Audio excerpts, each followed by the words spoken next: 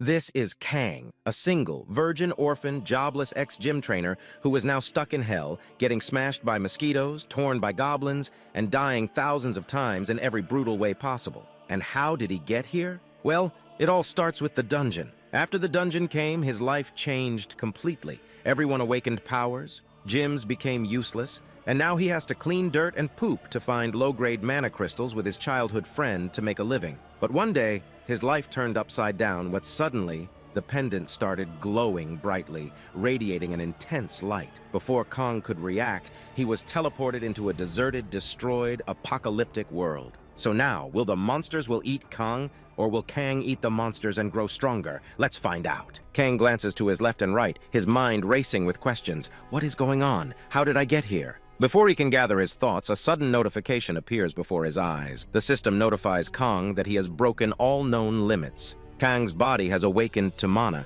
and for the first time, mana begins to circulate through him. Kang, confused, stares at the glowing notification in front of him, wondering what it means. Just as he begins to question it, another notification appears. The system informs Kang that he has accomplished the impossible. He has entered Hell difficulty with the lowest level of all humanity. The notifications don't stop there. Kang earns the title SSS rank. Good God luck, a title so rare that even the system seems impressed. Two more notifications follow, flashing brightly. One announces that Kang is the first person to unlock Hell difficulty, and the other declares him as Hell's strongest, the first and only holder of this title. Kang reads these words with his mouth agape. The system tells him that he is the final survivor. These notifications hit Kang like a ton of bricks. His mouth remains open as he tries to make sense of it. Final survivor? Does this mean he is the only human left in this entire world? A deep unease builds in Kang's chest. Kang starts shouting, his voice echoing in the eerie emptiness. He yells out for any other humans, desperately asking if anyone is there. His shouts cut through the still air, but no one answers. As Kang's panic starts to spiral, his eyes catch a glimmer in the distance. His gaze locks onto a purple, glowing crystal. He freezes, staring at it with wide eyes. This crystal, it's the one he's been searching for in the dirty sea. The crystal moose he spent so long scavenging for now lies before him, pristine and untouched. Kang approaches it with disbelief. He knows how valuable this crystal is. Even the smallest, dimmest piece of purple mousse is worth hundreds of dollars. But this one is pure and perfect. Its worth must be in the thousands. Kang picks up the crystal, holding it tightly in his hand. His mind races with thoughts of the fortune it could bring. He smiles for the first time in ages, thinking, I've hit the jackpot. But before Kang can relish his luck, a black dust begins to swirl around him. It drifts closer, almost innocently, until Kang accidentally inhales it. The effect is immediate. It feels as though millions of needles pierce every inch of Kang's body. His chest tightens as a searing pain spreads through him. Blood pours from his mouth as he collapses onto the ground. Kang gasps, unable to breathe. His body writhes in agony. The system coldly notifies him that poison has entered his body. Kang's entire body becomes paralyzed as his stamina plummets rapidly. He doesn't understand what's happening. It feels as if millions of ants are biting him at once. His screams echo across the empty landscape, desperate and filled with pain. Another system notification flashes. An unknown enemy has attacked. Kang looks around wildly, searching for his attacker, but there's no one in sight. The overwhelming pain blinds him. Darkness encroaches on his vision as he struggles to keep moving. With what little strength he has left, Kang drags himself forward, ringing the bell that lies on the ground near him. His body betrays him. He can't breathe, and the pain is unbearable. Moments later, Kang succumbs. He collapses completely, lifeless, as the system delivers its final message. You have died due to fine dust, level 1. Survival time, 4 minutes, 32 seconds. In his subconscious, Kang thinks bitterly, fine dust. I died because of this stupid fine dust. A wave of disbelief washes over him as he concludes, what a dumb way to die. Bro just died because of dust. After some time, Kang finally opens his eyes and finds himself lying on the cold, hard ground. His body feels completely numb, and as Kang slowly gets up, he wonders to himself, is this a bad dream? But as soon as Kang fully opens his eyes, he realizes the harsh truth. He is still in the same deserted, apocalyptic world. In front of him, the system appears again, notifying Kang of a new quest. The task? Survive the first night in hell. Kang freezes, his mind racing. When the realization dawns that this is no dream but grim reality, a wave of fear washes over him. And guys, making this type of video takes a lot of sleepless nights and effort, so please like the video and help us reach 7,000 likes. Also, comment your favorite part in the comments to support the video. Now, let's continue. Frantically, he grabs his shirt from the ground, throws on his jacket, and starts running. As he runs, Kang's thoughts race just as fast. He wonders who could be playing such a cruel and twisted prank on him. He clenches his fists and thinks bitterly, who is doing this to me? Who keeps torturing me like this? His frustration bubbles over as he swears to himself, I will get my revenge, even if it's on a pile of dust. But fate has other plans. As Kang runs, he accidentally inhales the deadly poison dust again. His body convulses and he collapses. The system coldly announces Kang's time, 5 minutes, 22 seconds. But death doesn't end with just 1 or 2 attempts. Kang dies 8 times in a row. Each time, his body breaks down in agony. Right now, Kang is sitting on the ground, exhausted and defeated. His breathing is ragged, his body trembling. He sighs loudly, vomiting as he apologizes to himself and to God. Kang starts praying, pleading that whoever is behind this torment will stop. He feels completely lost. Moments later, Kang collapses again, succumbing to the poison. But this time, something is different. He survives for 11 minutes and 13 seconds before his body gives out. When Kang opens his eyes once more, the system notifies him. Kang's poison resistance has increased. Kang's paralysis resistance has improved. The notification sparks a faint glimmer of hope in Kang. He realizes that his body is slowly adapting. A thought crosses his mind. If I inhale all the poison dust, maybe I'll build full immunity. Desperation fuels his decision. Kang takes a deep breath, inhaling the poison dust intentionally. His body endures for 24 minutes before failing again, pushing his death count to 14 times. Kang meditates in place, focusing on his breathing. With each inhale,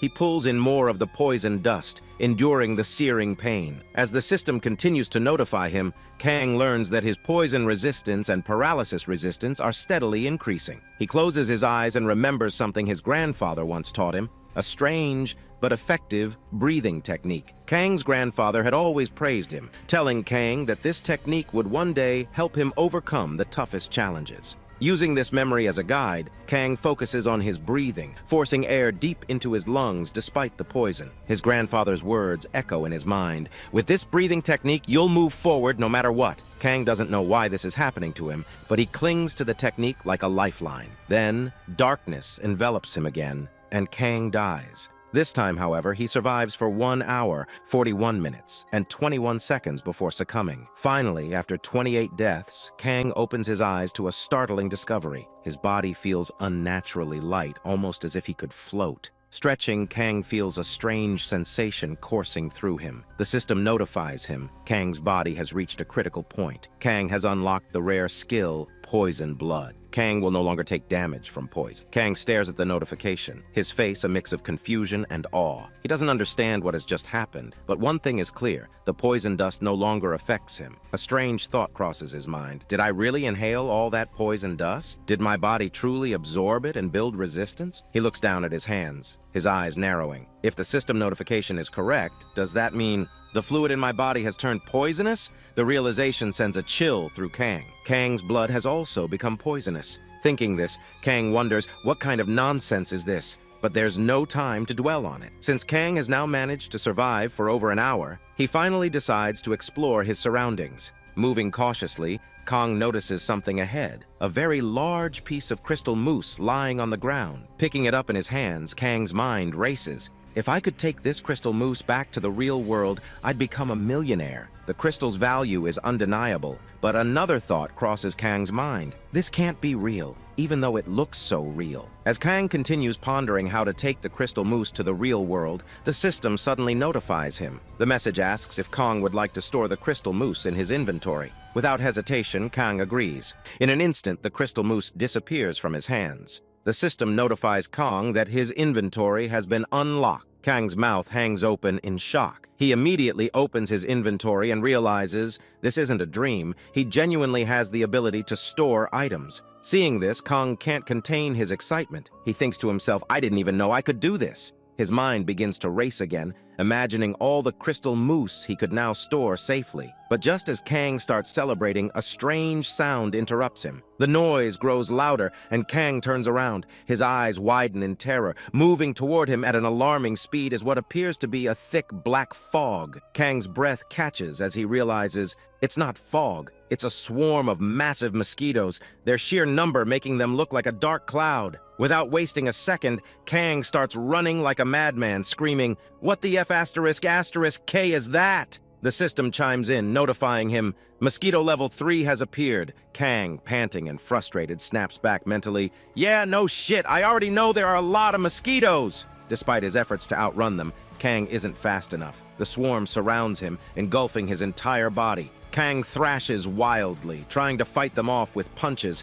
but the mosquitoes don't even flinch. They begin biting him from every angle, their attacks relentless. And then, the unimaginable happens. The mosquitoes force their way into Kang's mouth, and with a grotesque explosion took their exit from Kang's asshole. They tear Kang's body apart. Blood splatters everywhere as Kang's body bursts like a balloon. The mosquitoes greedily drink Kang's blood, but their feast is short-lived. As soon as the mosquitoes consume Kang's blood, something shocking happens. They pop like bubbles, triggering a powerful explosion. The system notifies Kang, "You survived for 6 hours and 18 minutes." Moments later, Kang's consciousness returns, and he finds himself back at the respawn point, his head pounding with pain. The system immediately informs Kang of a new achievement. Kang has poisoned and killed over 100 monsters at once. Kang's poison power has increased. Hearing this, Kang's suspicions are confirmed. The mosquitoes died because of my blood. My blood really is poisonous.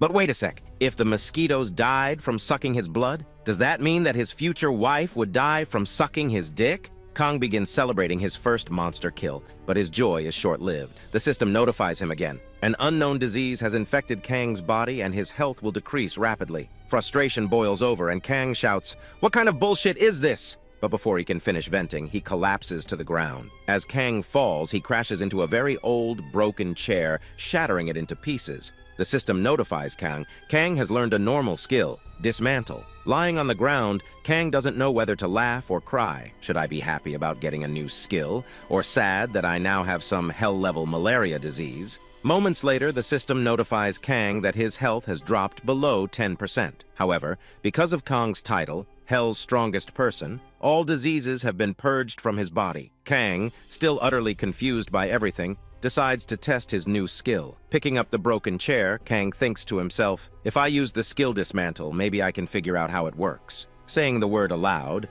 Kang activates the skill. To his surprise, the chair's parts are neatly dismantled and arranged in a disciplined manner. Kang stares at the pieces and mutters, "This skill is genuinely hell awesome." Holding a piece of the chair, Kang starts thinking deeply. I just collided with a chair and it broke. That's how I got the dismantle skill. If that's the case, does this mean I can unlock unlimited skills just by doing random tasks in this hell? Testing his theory, Kang reattaches the dismantled chair, thinking it might give him another skill. As soon as he finishes, the system notifies him. Kang has learned a new skill, creation. After that, the scene shifts, and we see Kang sitting in his place, meditating. Kang thinks to himself that he doesn't know how long he will have to stay in this unknown place. So he decides to collect everything he might need to survive. Kang gets up and begins gathering all the crystal mousse, storing them in his inventory. During his search, Kang finds a newspaper. However, the language written in it is completely unfamiliar to him. Kang concentrates intensely, trying to decipher the strange text. After a long while, the system notifies him that he has learned a new language. Kang is genuinely surprised. He thinks to himself that in this hellish place, he can seemingly gain new skills just by attempting anything. Intrigued, he starts reading the newspaper and notices the name of a city, Taishengil. The name strikes a chord with Kang. He thinks deeply and realizes that this city exists in his real world. This discovery leads him to wonder, is this place somehow connected to the real world? Kang entertains the thought for a moment, but then decides to set it aside. Even if this place and the real world are connected, Kang reasons, there are two things I need to focus on first: surviving here and finding a way back to the real world. After coming to this conclusion, Kang sits down in front of the items he has collected from his surroundings. Among them are the remains of mosquitoes. Some had died after drinking Kang's poisonous blood, while others he had caught himself. Kang meticulously uses his dismantle ability, separating the mosquitoes into various parts. For 2-3 hours, Kang works tirelessly,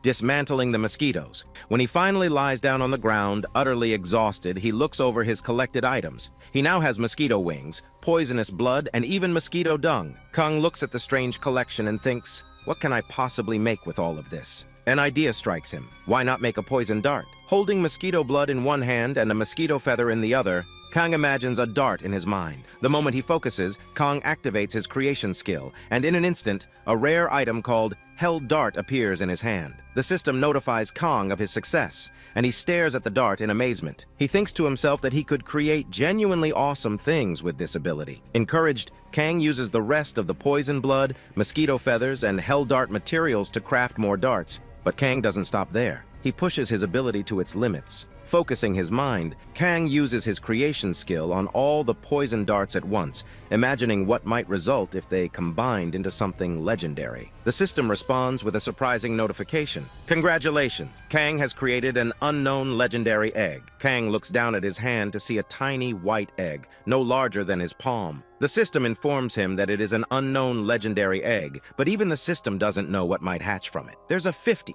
chance that whatever comes out of the egg is alive. The system adds that the egg will only hatch once certain criteria are met. Kang is puzzled. He thinks to himself, what criteria could possibly hatch this egg? A strange thought crosses his mind. If I keep it warm, like a chicken egg, will it hatch? Without much thought, Kang places the egg on his chest and sits quietly waiting. Time passes, but the egg remains unchanged. Realizing what he's doing, Kang suddenly feels a wave of embarrassment wash over him. He becomes extremely shy, thinking about how ridiculous he must look. Kang quickly pulls himself back to reality, feeling ashamed of his weird attempt. But Kang doesn't have the luxury of staying embarrassed for long, because he hears heavy footsteps echoing through the building. Kang's heart skips a beat. He quickly hides behind a nearby pillar and peers toward the source of the sound. His eyes widen as he notices an old goblin entering the building with a massive sword in its hand. Kang tries his best to remain silent, but his breathing betrays him. The goblin's ears twitch, and with a smirking smile, it immediately dashes toward Kang's hiding spot.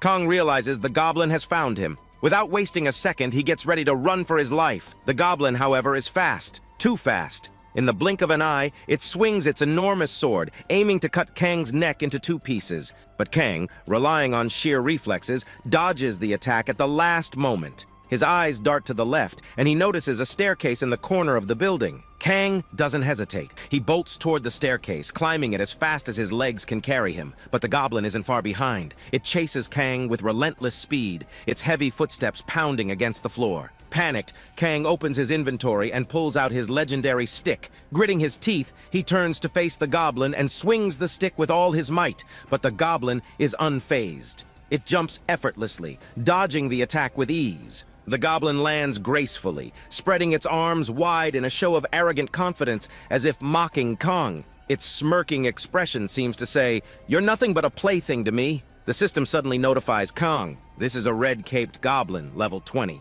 Kang's stomach sinks. A level 20 monster? He knows immediately that defeating this goblin is almost impossible. But the goblin doesn't give him time to think. With a fierce dash, it launches a barrage of attacks, each swing of its sword aimed to decapitate Kang. Kang dodges desperately, each near miss leaving him sweating and gasping for air. But disaster strikes. The stick in Kang's hand breaks under the pressure of the goblin's relentless attacks. Kang freezes for a moment, stunned. The goblin, seeing this, smirks even wider and begins speaking to Kang in its own language. Kang is caught off guard. An intelligent monster? This is unheard of. Monsters in the real world are mindless brutes. But this goblin, with its sharp mind and deadly skill, is on a whole different level. As Kang observes the goblin, he notices its six-pack abs, rippling with strength. The sight confirms what Kang already knows. It's impossible to defeat this monster in his current state. He needs to call Goblin Slayer, but just as despair begins to set in,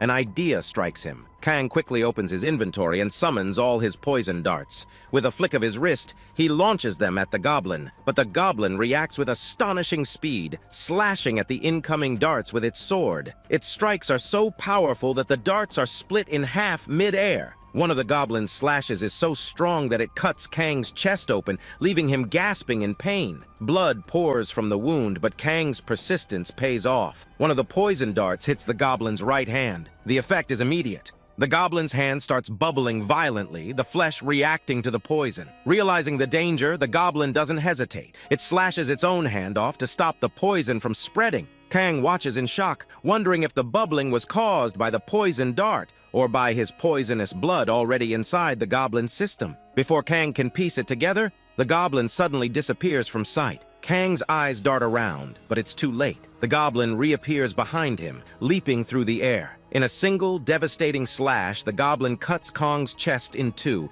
draining all the energy from his body. Kang collapses to the ground, overwhelmed by the intense pain. The goblin, standing triumphantly, places its foot on Kang's back in a victory pose. It begins to laugh, the sound echoing through the empty building. Believing Kang to be dead, the goblin steps back and starts to walk away, taunting Kang one last time. It mutters in its own language, but Kang understands the tone. I didn't know humans were still alive in this world. As the goblin leaves, Kang lies motionless on the ground, but as his vision starts to fade, a faint smile forms on his lips. As soon as Kang dies, he resurrects. The moment he wakes up, he curses the goblin under his breath. Rage boils over as Kang swears to himself that he will kill that goblin and slaughter its entire family. The fire of revenge burns in his eyes as he finally takes a deep breath, trying to calm his trembling body. At that moment, the system notifies Kang that he has completed the quest. Kang has successfully survived the first night of hell, but the notifications don't stop there. The system adds that Kang has performed better than expected. Because of his exceptional performance, Kang will receive not just a silver box, but a golden reward box. Furthermore, the system reveals that since Kang has completed the quest, he can now use the written stone to exit hell. After 14 days, a new quest will begin. Hearing the mention of the written stone, Kang instantly realizes that it refers to his necklace. As soon as Kang grabs hold of it, the necklace begins to glow. His vision fades to darkness and everything around him disappears. When Kang opens his eyes again,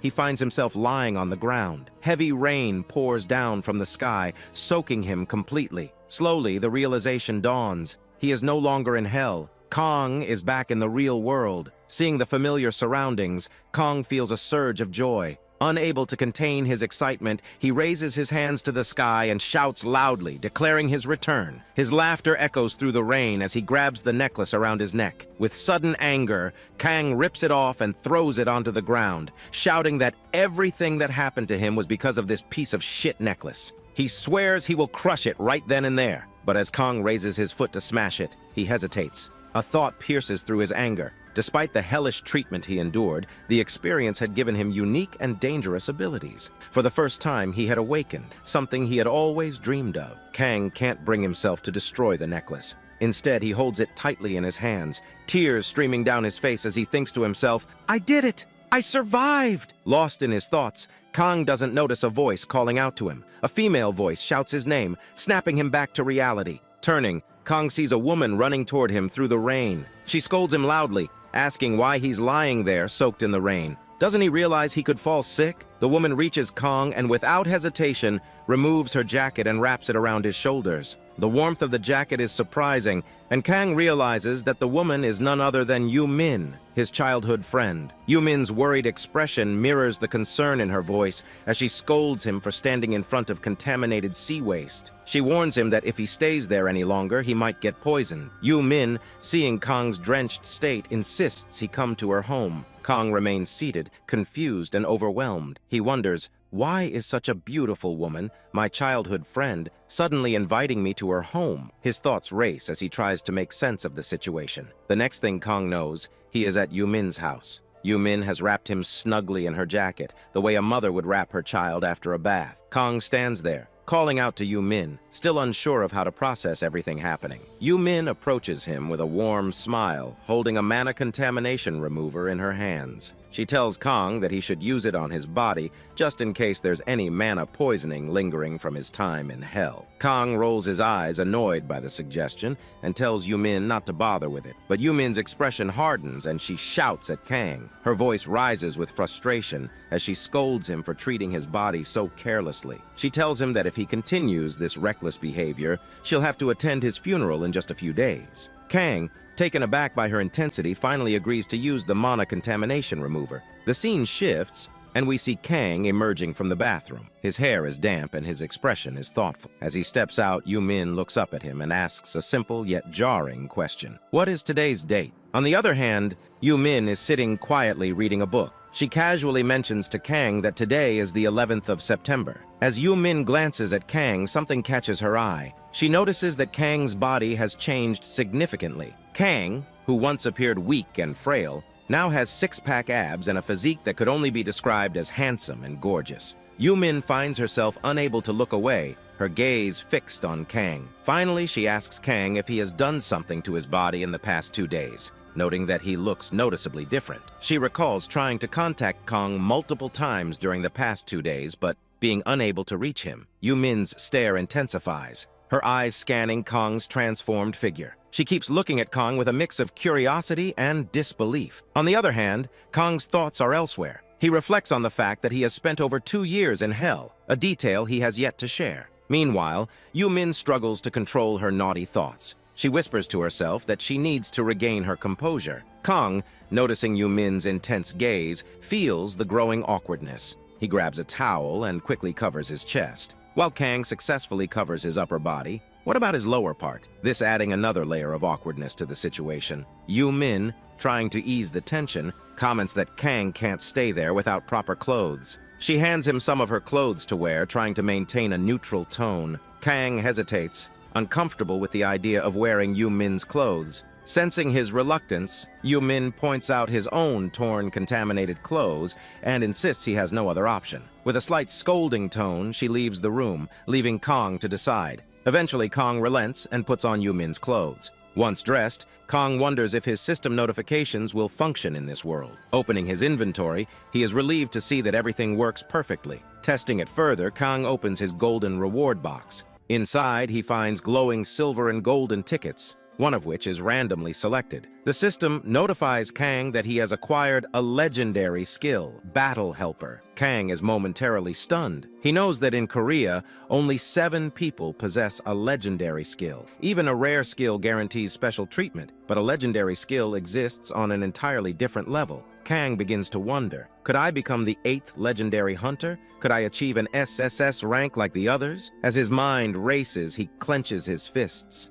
thinking, if I punch hard enough, will this skill activate automatically? Lost in thought, Kang starts punching the air furiously, testing the limits of his new ability. Yumin notices Kang's odd behavior and freezes, unsure of what to say. The two share an awkward moment as Kang realizes how strange he looked. He opens his mouth, struggling to find an explanation, but words fail him. Yumin, feeling equally uncomfortable, finally breaks the silence and says she'll pretend she didn't see anything. Kang nods in agreement, relieved the moment has passed. After regaining his composure, Kang asks Yumin about her mana crystal research. She confirms that she is indeed studying mana crystals. Kang grins and tells her he has something interesting to show. Opening his inventory, Kang summons a huge piece of mana crystal. Yumin's jaw drops as the crystal appears in Kang's hands. The sheer size and weight, almost 1 kilogram, leaves her speechless. Her mind struggles to process what she's seeing, and she mutters in disbelief that this cannot be real. Kang, holding the crystal confidently, suggests that Yumin examine it to determine if it's genuine. Still stunned, Yumin feels as though her soul has momentarily left her body. The absurdity of the situation overwhelms her as she struggles to find the words to respond. The scene ends with Kang standing proudly, the mana crystal in his hands, while Yumin stares at it in stunned silence, unable to comprehend what just happened. Thank you for watching it. After that, Yumin, staring at the crystal mousse, exclaims that it is impossible to find such a large and pure crystal mousse. She questions Kong, wondering where he could have found it. Kong responds by asking if it is truly necessary for her to know where he got it. Yumin firmly states that it is very important to know because the glow of the crystal mousse reflects its purity. She explains that such a high-quality crystal mousse can only be found in S-rank dungeons, which are incredibly rare and difficult to clear. Only 5 or 6 such dungeons exist worldwide, making it nearly impossible to obtain outside of those locations. Kang, hearing her explanation, smirks and asks if Yumin chose the dangerous work of a collector in this seaway just to obtain low-level crystal mousse for research purposes. Yumin confirms, explaining that was her exact intention. Kong begins laughing loudly and tells her that first of all, Kong has no intention of giving this pure crystal mousse to her for free. But if she does something for Kang, then maybe Kang will give it to her for research without charge. Hearing this, Yumin becomes visibly angry, clenching her teeth in frustration. She asks Kong what exactly he wants. Kong calmly tells her that she must find a buyer willing to purchase all the crystal mousse he has collected. Yumin, still irritated, explains that selling such a large and pure crystal mousse will require multiple documents and legal proceedings. The size alone makes it nearly impossible to sell without complications. Kang, shrugging off her concerns, replies that if the size is a problem, then there is no issue. Without hesitation, Kong breaks the crystal mousse into 2 pieces right in front of her. Yumin feels like her soul has left her body. She becomes enraged, screaming at Kang and hitting him on the back. She accuses him of destroying a 5-star crystal mousse and explains that by breaking it, the purity and value of the crystal mousse have decreased significantly. Through her tears, Yumin expresses her disappointment, saying that she had hoped to research an unbroken, pristine crystal mousse, and now her dream has been shattered. Kong, seeing her crying, attempts to console her. He assures Yumin that if she helps him sell the crystal mousse, he has many more pieces that are completely untouched and fresh, which she can use for her research. However, Kong sets down 2 conditions. The first is that no one should know that Kong is the seller. The second is that no one should discover the origin of the crystal mousse. Yumin, still emotional, agrees to these terms, wiping away her tears. After everything is settled, Kang tells Yumin that he should leave now that they've reached an agreement. Picking up his wet clothes, he casually mentions that he'll buy dry ones from the market before heading out. But Yumin interrupts with a dominating tone, telling Kang that he cannot leave and must stay at her house. Kang, surprised by her insistence, tries to protest, but Yumin forcefully makes him stay. She ensures that Kong sleeps at her house for the night. The night passes uneventfully, and morning arrives. The scene shifts to Kang sitting on Yumin's bed, his body naked. His chest glistens as though every ounce of strength has been drained from him, leaving him utterly exhausted. Sitting in silence, Kang thinks to himself, what a scary woman. Man, did he got laid. Wahahaha. Meanwhile, Yumin's face glows with happiness. She cheerfully waves Kong goodbye as he leaves her house. Before parting, Yumin promises to find a seller for the crystal mousse and assures Kang that she will handle everything. The scene shifts again, showing that a week has passed. Finally, Kang and Yumin have located a potential buyer for the crystal mousse. Walking together, they head toward the seller, prepared to complete the deal. Kang decides to accompany Yumin to ensure everything goes smoothly. Yumin asks Kang if he thinks trading crystal mousse is so dangerous that gangsters might show up. She teases Kang for overthinking and wonders why Kang insists on coming along. On the other hand, Kang feels uneasy. Crystal mousse is extremely rare and dangerous, and Kong worries they might attack Yumin. His suspicion grows stronger as they approach the location of the deal. Kong finally arrives at the meeting spot. He notices a muscular, Hulk-like figure staring directly at him. Kong is convinced that this man is the buyer, and he feels relieved he decided to accompany Yumin. Kong even imagines this buyer might have planned to kill Yumin, but then Yumin approaches a different table where an old man is seated. The old man calmly introduces himself as Hisoka. Meanwhile, the muscular man Kong initially suspected rushes over to feed a cat. This unexpected act softens Kong's suspicion, but he remains cautious. Hisoka shakes hands with Kang, and immediately Kang notices Hisoka's iron grip. Kang realizes that if they were to fight, he wouldn't stand a chance against this old man. Despite Kang's continued doubts, the trade proceeds. Hisoka inspects a small piece of the crystal, confirming its purity. He assures Yumin that the transaction is complete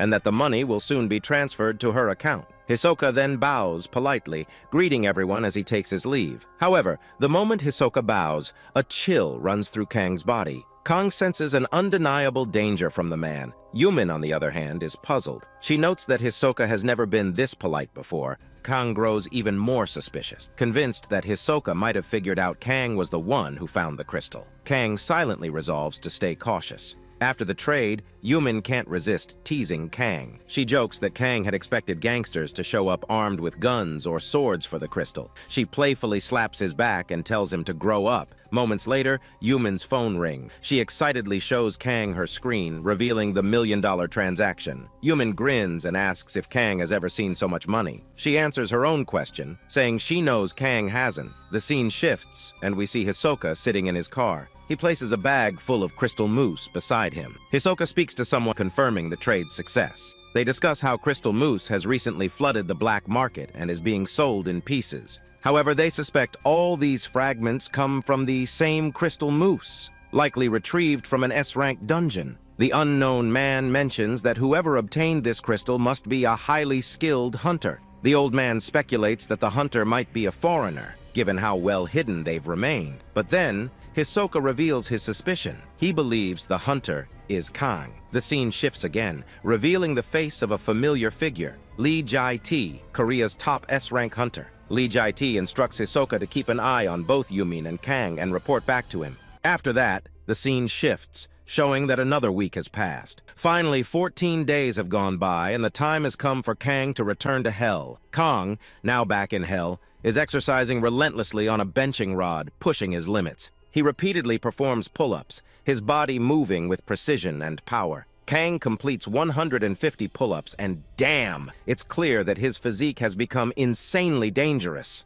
After finishing the set, Kang drops to the ground, his breathing heavy. The intense atmosphere of Hell weighs on him. The gravity here is 10 times stronger than on Earth, making every movement a challenge. Lying flat on the ground, Kang mutters that if he were on Earth, he could easily do 1,000 more pull-ups, but in Hell, it's simply not possible. Exhausted, he sprawls out, staring up at the sky, and decides to check the system. The notification shows there are still 18 hours left before the next quest begins. Holding his ancestor's pendant tightly, Kang closes his eyes and reflects. He explains that after going back and forth between Earth and Hell many times, he has finally figured out how it works. During an active quest, Kang cannot return to Earth, but the moment the quest ends, he has the ability to travel freely between the two worlds. However, there's one big problem. He always teleports to a random location. Every time Kang travels from Hell to Earth, or Earth to Hell, he ends up in a completely different place. This constant location change leaves Kang feeling irritated and frustrated. Glaring at the sky, Kang shouts loudly, "Why the hell does this location change every time?"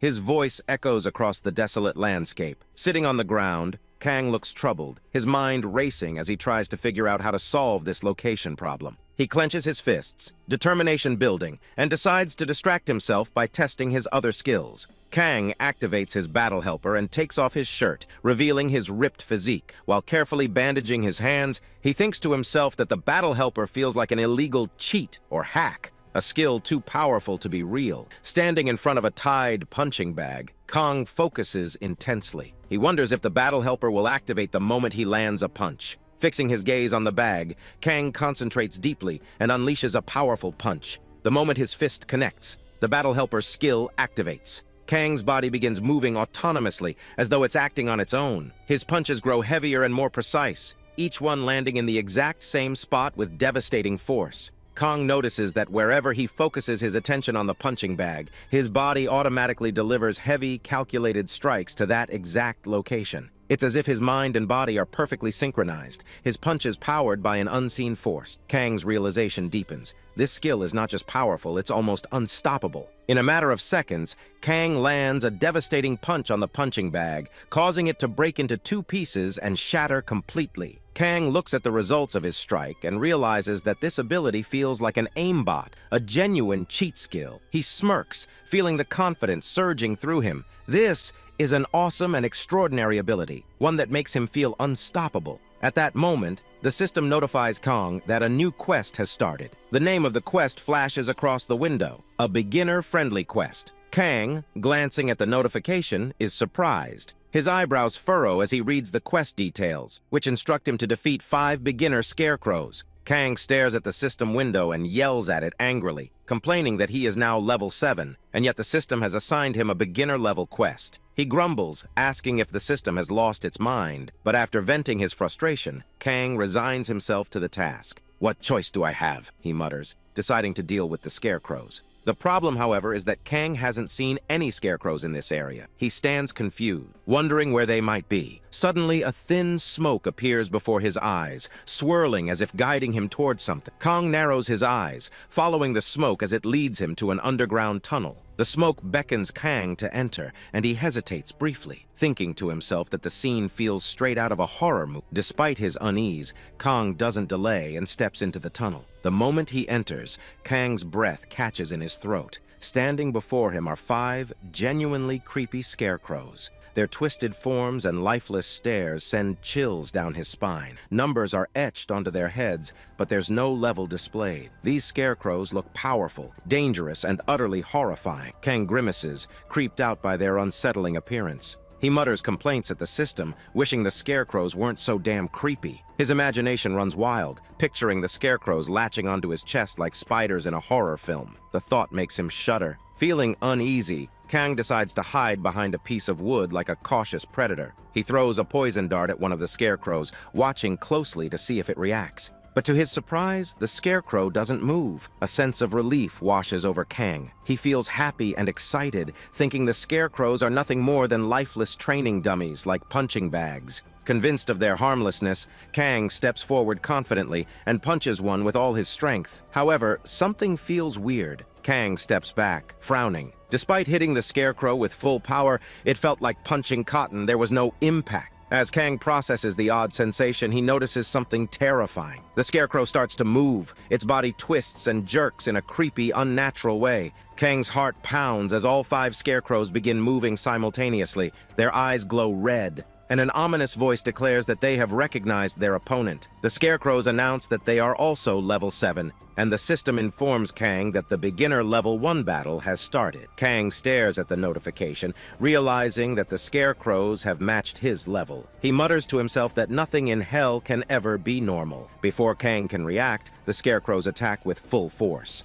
All 5 charge at him, their movements coordinated and swift. Kang thinks to himself how a level 7 awakening in the real world would earn him respect and prestige, treating him like a soldier or bodyguard. But here in hell, level 7 is just the beginning. The thought pisses Kang off. "You bitches!" he yells, swearing at the scarecrows. Anger surging through him, Kang activates his battle helper skill. With his fists clenched and his determination ignited, Kang charges forward to face the scarecrows head-on. But it wasn't as easy as Kang thought. Despite activating the battle helper, Kang struggled to land any significant blows on the scarecrows. It felt as though the scarecrows had a battle helper of their own, their attacks sharp and relentless. Kang dodged their strikes as best as he could while delivering punches of his own. Yet his efforts seemed futile. The scarecrows weren't taking any damage. Suddenly, one of the scarecrows grabbed Kang by the neck, its grip tight and unyielding. Kang, refusing to back down, punched the scarecrow with all his strength. Finally, Kang saw results. Half of the scarecrow's face cracked under the force of his punch. For a moment, Kang thought his attack had worked. But before he could celebrate, the scarecrow's movements grew disturbingly unnatural. Its right eye glowed brighter, an ominous red, and it looked even more deadly. The scarecrow's voice echoed eerily, declaring, "Opponent data updated. Sparring level 2 initiated." As soon as level 2 began, the scarecrow's behavior became even more bizarre. 4 of them rushed Kang, grabbing his arms and legs, immobilizing him completely. The 5th scarecrow charged forward and slammed a punch into Kang's face. The attacks didn't stop there. The scarecrow continued to punch Kang's teeth, mouth, stomach, and body relentlessly. For 30 minutes, the scarecrow pummeled Kang without mercy. The blows were brutal, each one driving him closer to collapse. The system notified Kang that due to the beatings, his stamina, resistance, and health had all increased. Yet, Kang's body was left in shambles. Blood oozed from every pore, and every bone in his body felt shattered. The system then notified Kang that his health had fallen below 10%, triggering a full health restoration. As his body began to heal, Kang experienced an excruciatingly hellish pain. Every bone in his body broke further before painfully fusing back together, piece by piece. The feeling was unbearable. as if his body was being torn apart and rebuilt simultaneously. Kang sat motionless, like a lifeless corpse, the pain leaving him stunned. For 2 seconds, he debated whether he should simply run away. He thought bitterly about how hard he had tried, yet he hadn't managed to seriously damage even one scarecrow. But Kang didn't run. Slowly, he rose to his feet, his movements stiff and zombie-like. Gritting his teeth, he muttered to himself that the scarecrows were using some weird martial art, and if that was the case, he would need a weapon. Opening his inventory, Kang retrieved his legendary stick. The moment he grabbed it, the golden glow of the weapon lit up the space. Kang, holding the strong and radiant piece of wood, assumed a battle-ready position. With determination in his eyes, he vowed that he would break every single part of the scarecrow's bodies. The system notified him that this wasn't an ordinary piece of wood, it was a hideous club, strengthened with incredible power. Its attacks were devastatingly impactful. Kang charged forward, his legendary weapon gleaming, and swung it hard at Scarecrow #1. The force of the strike shattered the Scarecrow's arm, breaking it clean off. For the first time, Kang felt a glimmer of victory. He was happy, convinced he could finally defeat the Scarecrows. But his relief was short-lived. The Scarecrow with the broken arm looked at its injury and began moving in that same creepy way. Its battle tactics updated, and to Kang's shock, the Scarecrow's hand regrew almost instantly. The surprises didn't end there. The remaining Scarecrows all began to move simultaneously. Each one reached into its frame and pulled out deadly weapons, their appearances becoming even more terrifying. Kang, clutching his weapon tightly, realized that this battle was far from over. This was only the beginning. One Scarecrow draws a sword, another hefts a hammer, the third brandishes an axe, and the fourth wields a massive hammer. Armed with these devastating weapons, they shatter Kang's body piece by piece. The system coldly notifies Kang that he survived for 5 days, 8 hours, and 4 minutes. The scene shifts, revealing Kang barely clinging to survival, fighting the Scarecrows with all his might. Desperation forces him to tie 2 Scarecrows to a pillar, reducing the number of active enemies he must face. Even so, the fight is grueling. Kang pushes himself to the brink, and through the relentless battle, his level begins to increase. Finally, Kang activates his battle helper and lands a powerful blow on the chest of one of the Scarecrows. The impact breaks the robot's chest, revealing a mana crystal glowing in its core. Kang stares at it, a thought crossing his mind. If I destroy the crystal, can I kill the robot? Kang prepares for the decisive strike, but before he can destroy the core, the robot heals itself. Its voice rings out, announcing, "Sparring level 3 has begun." The Scarecrow's body grows stronger, its movements faster and more precise. Kang, watching the transformation, smirks despite the odds and mutters that, as the robot grows stronger, he grows stronger too. A twisted sense of enjoyment creeps in. He's having fun in the middle of this chaos. But the moment of thrill is short-lived. The robot suddenly climbs onto Kang's body, and with a swift and brutal strike, shatters Kang's head. Kang dies instantly, but his suffering is far from over. Time and time again, the robots kill him in different horrifying ways. Once, a robot breaks his back. Another time, his entire body is crushed beyond recognition. Again, his head is shattered. The cycle of death repeats until Kang dies so many times that the pain begins to fade, leaving him numb. After more than 50 deaths, Kang's frustration boils over. Glaring at the Scarecrows, he shouts in exasperation, "How much martial arts do you know?" The repeated beatings have left a strange imprint on Kang. He begins to feel as though he can use their martial arts himself. The Scarecrows move into their battle stances, preparing to attack, but Kang instinctively mirrors their movements. It's as if their techniques have etched themselves onto his body. Drawing on this newfound ability, Kang uses their martial arts against them. The fight escalates once again as the Scarecrows upgrade their battle tactics and restart the sparring. Kang feels a spark of excitement, a chance to test his skills, but his excitement is short-lived. One robot lunges forward and gouges Kang's eyes, its hands crushing his sockets with precision. Kang screams in agony, clutching his face as blood pours down. Before he can recover, the robot opens its jagged mouth and bites down on Kang's feet like a rabid dog. The pain is unbearable. Kang's screams echo across the battlefield as he yells in disbelief, "What are you? A fucking dog!" But the robot doesn't stop. It gnaws at Kang's feet, its sharp teeth tearing through flesh and bone. Slowly, methodically, the robot begins devouring Kang's entire body, piece by piece. Kang's voice grows hoarse from screaming as the horror unfolds, and eventually, the robot finishes its gruesome feast. Kang dies once again. As soon as Kong wakes up, he realizes that this is the 90th time he has died. So far, Kong has mastered almost all the martial arts of the scarecrows. Using those techniques, Kong is now able to fight the scarecrows on equal footing and even defeat them. Kong understands one thing clearly: if he doesn't beat the scarecrows, he won't survive. As he prepares for the next attack, Kang suddenly feels a strange sensation coursing through his body. He winds up his fist, pulling it behind his back, and punches forward with all his strength. To Kang's shock, an energy blast erupts from his punch, surging forward and destroying all the scarecrows at once. Kang stands frozen, staring at the aftermath, his eyes wide with disbelief. He can't understand how he managed to pull off such an amazing and strange feat. The system promptly notifies Kang that he has completed the beginner-level quest. Overwhelmed with relief, Kang screams loudly, his voice echoing through the empty battlefield. The exhaustion from dying 90 times finally catches up to him, and he collapses to the ground,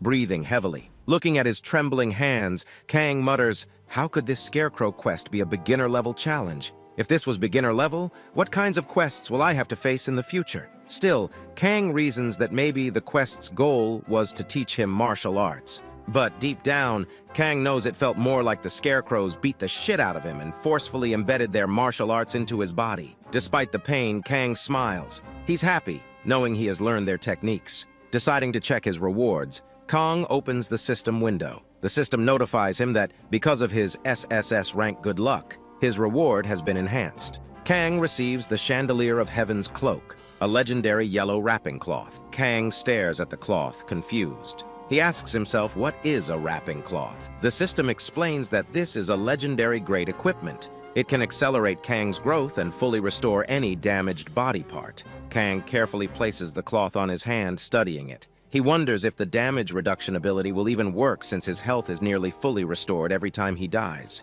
Thinking further, Kang ponders how to use the growth ability of the cloth. An idea strikes him. What if I tie it to my head? Will it increase my IQ? Amused by the thought, Kang ties the cloth around his head and sits there, waiting. After a few awkward moments of absolutely nothing happening, Kang feels a wave of intense shyness wash over him. Kang sighs and pulls the cloth off his head, mumbling that after coming to hell, he's been doing some really dumb and strange things. Embarrassed, he reassures himself that at least no one was around to see him like this. Convinced the cloth might be useless, Kang decides he'll sell it when he returns to the real world. Being a legendary item, it should fetch a good price. But as Kang opens his inventory to store the cloth, his eyes land on the legendary mosquito egg. A new idea forms in Kang's mind. He wraps the legendary growth cloth around the egg, thinking, if this cloth enhances growth, maybe it'll hatch the egg. After waiting a while with no visible changes, Kang starts to think the plan isn't working.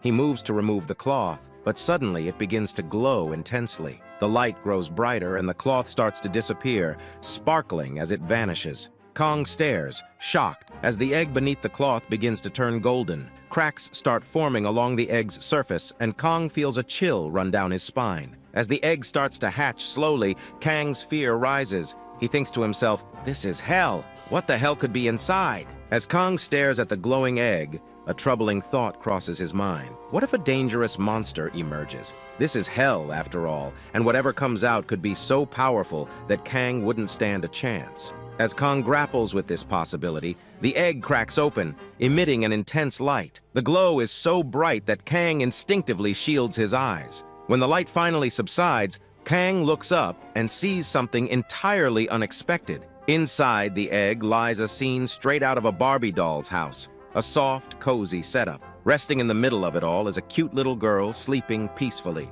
Kang freezes in shock, his expectations of a terrifying demonic monster shattered. The girl stirs, her dark black eyes with red pupils opening slowly. Her gaze is both innocent and ominous, as if she is a demon in disguise. She blinks a few times, her movements slow and adorable. Finally, she rises gently, stepping out of the egg and standing on the ground. Kong's eyes widen as he takes in her tiny stature. Is this a fairy? He wonders. He had been bracing himself for a monstrous demon, but this cute little creature leaves him momentarily dumbfounded. A smile creeps across Kang's face as he steps closer. Kang reaches out a finger to gently touch her cheek, intending to tickle her affectionately, but the fairy surprises him. She stretches her hands toward Kang, then bites his finger with sharp teeth and begins sucking his blood. Pain shoots through Kang's hand, and he screams, frantically shaking his arm to dislodge the fairy. His wild flailing causes her to slam into the roof before falling to the ground with a thud.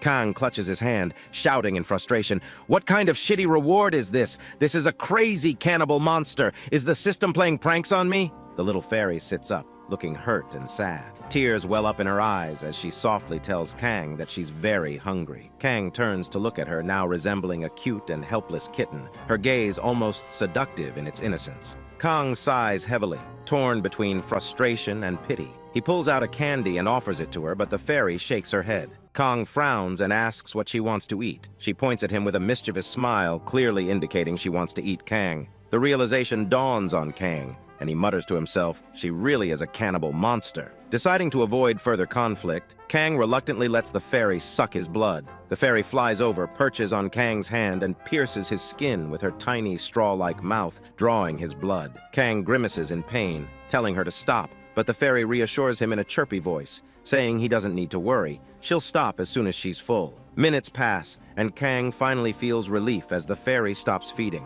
But to his annoyance, she starts licking the wound on his hand, which only makes him more uncomfortable. Observing her, Kang realizes something. This egg was made by combining mosquitoes, which means this creature is a mosquito fairy. The fairy hovers in front of Kang, looking satisfied and even arrogant. She declares she's full and calls Kang her slave. Anger boils over, and Kang grabs the fairy, squeezing her tightly. Through gritted teeth, he demands, "Tell me again, who's the slave?" The fairy, unfazed, thanks Kang sweetly while still calling him a servant. Kang squeezes harder, prompting her to upgrade his title to butler, which only fuels his irritation. Finally, under his unrelenting grip, she reluctantly calls him Kang by name. Kang introduces himself properly, saying his name is Kang, and asks what her name is. The fairy starts to answer, but suddenly stops. A confused look crosses her face. She can't remember her name or her past life. The fairy struggles to recall her identity but comes up blank. Kang, feeling exasperated yet relieved, says he'll simply call her Mosquito Fairy since she came from a mosquito. Hearing this, the fairy's face twists in anger.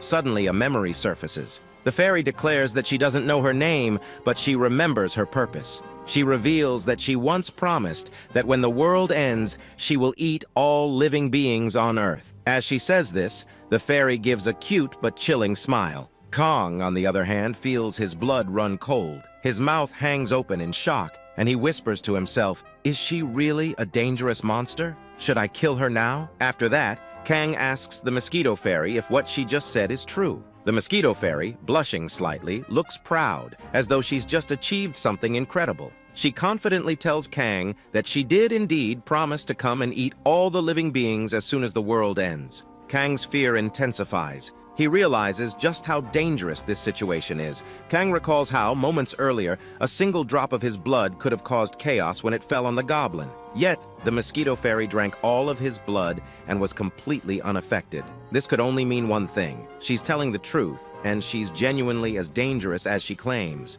But as Kang looks at her closely, he notices her cute and innocent demeanor, which gives him a glimmer of hope. If she's this cute, maybe I can tame her, he thinks. Kang reaches out to tickle the Mosquito Fairy, and she bursts into laughter, her demeanor instantly softening. Kang smiles and decides he'll try to tame her and keep her as a pet. Sitting on the floor, Kang addresses the Mosquito Fairy, reminding her of her ominous promise to eat all living beings. But before anything else, Kang suggests giving her a name since she doesn't have one. Kang declares that from today, her name will be Rainer. The Mosquito Fairy, now Rainer, looks delighted. She repeats the name softly and says it's a very good name. Kang feels a connection forming between them, something genuine and unexpected. At that moment, Kang tells Rainer that she has to promise him two things. First, she must not eat or drink the blood of any living human from this day forward. Hearing this, Rainer responds with a sly smile, saying that she'll eat everything in the world, but she won't eat Kang because his blood is too delicious. Kang frowns but clarifies his conditions. If Rainer wants to drink Kang's blood, she must follow 2 strict rules. She must never eat or drink the blood of any living human again. She must ask Kang's permission before eating any living being. If Rainer agrees, Kang promises to give her his blood every day. The mere thought of Kang's blood makes Rainer start drooling. Without hesitation, she agrees to Kang's conditions. Seeing her eagerness, Kang is happy but also a little surprised. Internally, Kang wonders, was it really this easy to tame such a dangerous demon? All I had to do was offer her my blood? The scene shifts as Rainer looks at the broken robots scattered around. She curiously asks Kang what they are. Kang, puffing up with pride, starts praising himself, recounting the hard work it took to defeat them. Suddenly, Kang gets an idea. He notices one of the robots with its upper part completely broken, as if it had been sliced clean in 2. Kang stares at it, realizing this must have been the result of the mystic energy blast he had accidentally unleashed. Intrigued, Kang opens his system notification and discovers a new ability, Violent Energy. He stares at the notification for a moment, thinking about the potential of this skill. Deciding to test it, Kang smirks and prepares to unleash the power again. Kang recalls that the energy was activated the last time he used his martial arts to punch the Scarecrow. Determined to replicate the move, he activates his battle helper, winds up his fist, and focuses. Taking the name Violent Energy in his mind, Kang punches forward with full force. With a deafening bang, a Kai blast erupts from Kang's fist, tearing through the Scarecrow and shattering it into pieces. Kang looks at the aftermath, his smirk widening. The power coursing through him feels exhilarating. Kang knows he's only scratched the surface of what Violent Energy can truly do. Seeing the energy blast, Kang feels a surge of happiness and pride. Rainer, standing nearby, is clearly impressed and remarks with awe that Kang's attack was awesome. With a swoosh, Kang had managed to slice the Scarecrow into 2 pieces. Not wanting to be left behind, Rainer steps forward, her determination evident. She gathers her energy and unleashes a double-power ki blast, obliterating another Scarecrow into pieces. Kang's face falls, his shock visible, as if his soul has left his body. The sheer deadliness of Rainer's attack is almost twice as powerful as Kang's, leaving him both amazed and a little intimidated. At that moment, all the Scarecrows that Kang and Rainer had destroyed suddenly rise, their lifeless voices ringing out, "Opponent recognition complete!" Kang instinctively moves into a battle-ready stance, his body tense and ready for another fight. The Scarecrows begin to surround Kang, their movements deliberate and slow. They announce that they have detected a superhuman and start gesturing toward an unknown room. Kang, prepared for another round of combat, pauses when he notices that the Scarecrows aren't attacking. Instead, they are pointing to a destroyed room that seemingly appeared out of nowhere. Cautiously, Kang approaches the room, removing debris to investigate. He searches for anything important or special, his focus unwavering. Meanwhile, Rainer, standing nearby,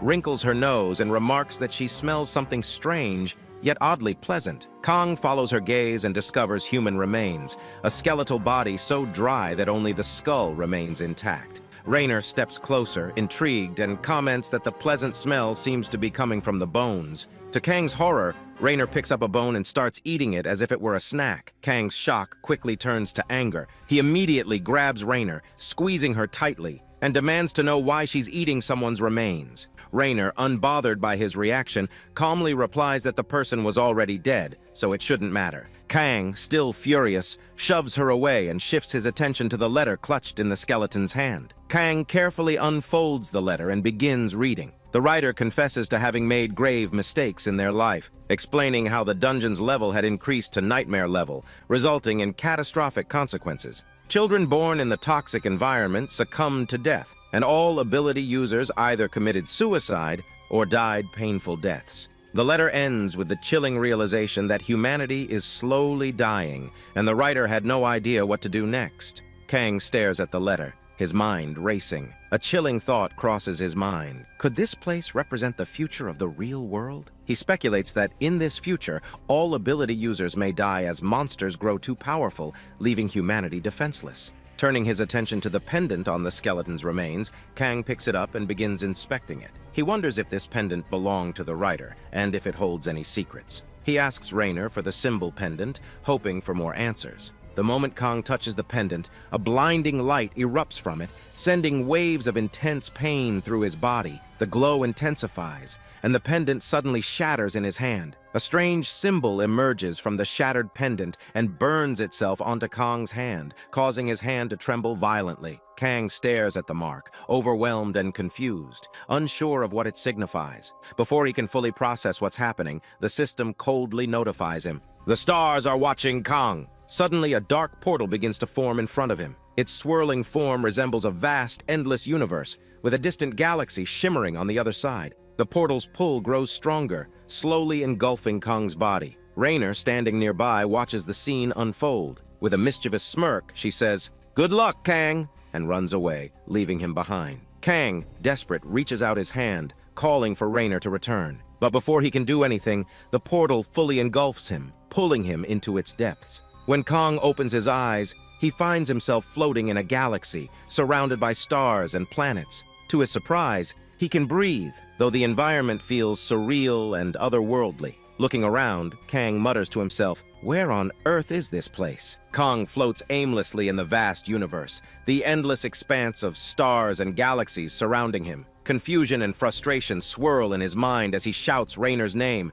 his voice echoing in the void. Kang calls out to anyone, demanding to know, "Who brought Kang to this place?" Suddenly, the system interrupts his thoughts with a notification. It informs Kang that the advancing star Barul has recognized his star fragment. Before Kang can make sense of this cryptic message, a shining blue star appears before him. The star exudes a cold, judgmental aura, observing Kang silently. After a brief moment, the star seems disappointed, muttering something about Kang's potential and personality, before disappearing as abruptly as it arrived. Kang, feeling insulted, becomes irritated and shouts furiously at the blue star, "What's wrong with my personality?" His frustration builds as he begins yelling at the system, his voice filled with rage and confusion. The system calmly responds with a series of notifications. It explains in a deep, authoritative voice that these stars are celestial beings, rulers of their own territories scattered across the universe. Through these stars, they observe planets, seeking out potential disciples to grant their power. Once a disciple accepts, they conquer the disciple's planet, thereby increasing their influence and strength. Hearing this, Kang grows even more confused. "Why are these stars troubling Kang?" he mutters under his breath. As he clenches his fists, he glances at the symbol burned into his hand and realizes that it must be the reason behind all of this chaos. Before Kang can process further, 5 different colored stars descend from the sky and begin revolving around him. Their radiant forms cast an almost hypnotic glow as they observe Kang intently. The stars seem captivated by Kang's charm, determination, and iron-like body, each eager to make him their disciple. The system chimes in, notifying Kang that all the celestial beings want to invest in him. Kang feels his irritation rising again. "What is happening?" he growls, pointing his finger at the stars. The celestial beings suddenly move closer, overwhelming him with their presence. They begin introducing themselves one by one, their voices echoing in Kang's mind. The purple-blue star steps forward first. Identifying himself as the shattering star Gual, he takes the form of a demon with long, sharp fingers. He describes himself as the ruler of masses, a master of daggers, poison, and conspiracy. His power thrives in secrecy, hidden within the shadows of secret organizations. The green star follows, introducing himself as the walking star Varan, the father of grief and malice. He commands an army of the dead and finds joy in the despair of false hope and powerless struggles. Next, the purple-blue star Yugal announces himself as the snake of greed and desire. His realm is plagued by starvation and suffering, and his ambition is to consume everything in the universe. The golden star shines brightly as she steps forward. She introduces herself as the monarch ruler, a being capable of commanding others to kneel before her radiant power. Her brilliance blinds even the brightest lights, and her authority is absolute. Finally, the orange star speaks. Introducing himself as Ardos, he calls himself a warrior who advances with fire and slaughters his enemies with steel. He embodies strength and determination. Kang listens to their introductions, his face filled with disbelief. He sarcastically mutters,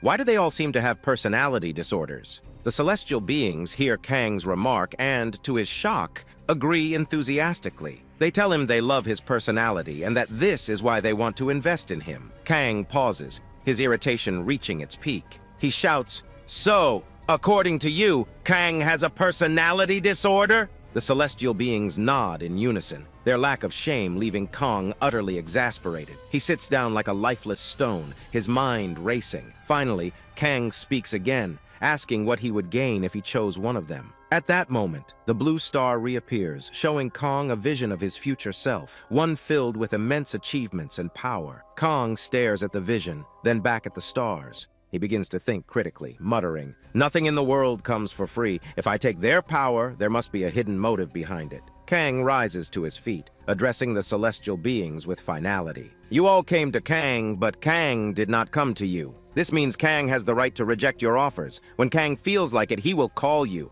Until then, Kong will decide nothing." With that, Kong waves dismissively and bids them goodbye. The celestial beings watch silently as a universal portal begins forming, pulling Kong back toward his reality. He breathes a sigh of relief, thinking he has finally returned to hell. But before the portal closes completely, the golden star slips through and appears in Kang's hell. Without warning, it cuts Kang's hand, causing intense pain. Kong clutches his hand in agony as the system notifies him that the celestial beings have unlocked his potential, granting him the legendary domain skill. Kang stares at his trembling hand, his voice rising with frustration. Does the star want to bribe Kang? What is this domain skill? How do I even use it? Looking at the star's symbol burned into his hand, Kong begins to question everything. Is this celestial being the one who created hell? Did they bring Kong here? His mind overflows with questions, but one thing remains clear: Kong's determination to grow stronger. After that, the scene shifts,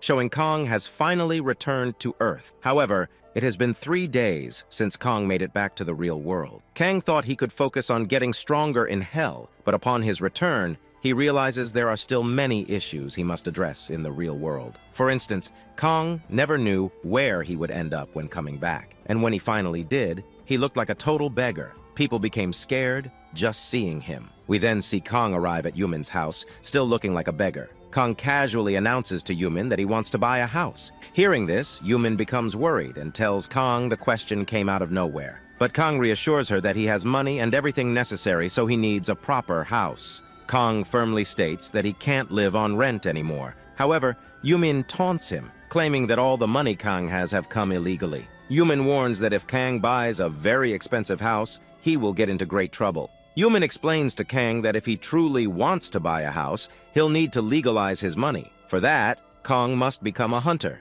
As Yumin points out, hunters already have a lot of money and can easily buy houses. Kong sits in the kitchen cooking ramen while thinking over Yumin's words. He acknowledges that Yumin is right. If he suddenly buys a house without any legitimate reason, it will look suspicious. Kang recalls the stars that showed him visions of future success, deciding that he doesn't need their power. With an evil smirk, Kang boldly declares that he will achieve all his goals with his own power. He proclaims that even if his helper is the future of the real world, he will become so strong that he won't let that future come to Earth. Holding a chopstick like a hero, Kang stands dramatically, radiating determination. Seeing this, Yumin feels awkward and shy and quickly tells Kang to stop acting cool and just eat. Later, Kang and Yumin sit together at the table, eating. The TV plays in the background, showing Lee, Korea's S-rank hunter, who explains that dungeons have begun behaving strangely. He warns that monsters are emerging from dungeons at levels 1 rank higher than the dungeon's designated difficulty. These monsters are proving very difficult to kill with normal hunters.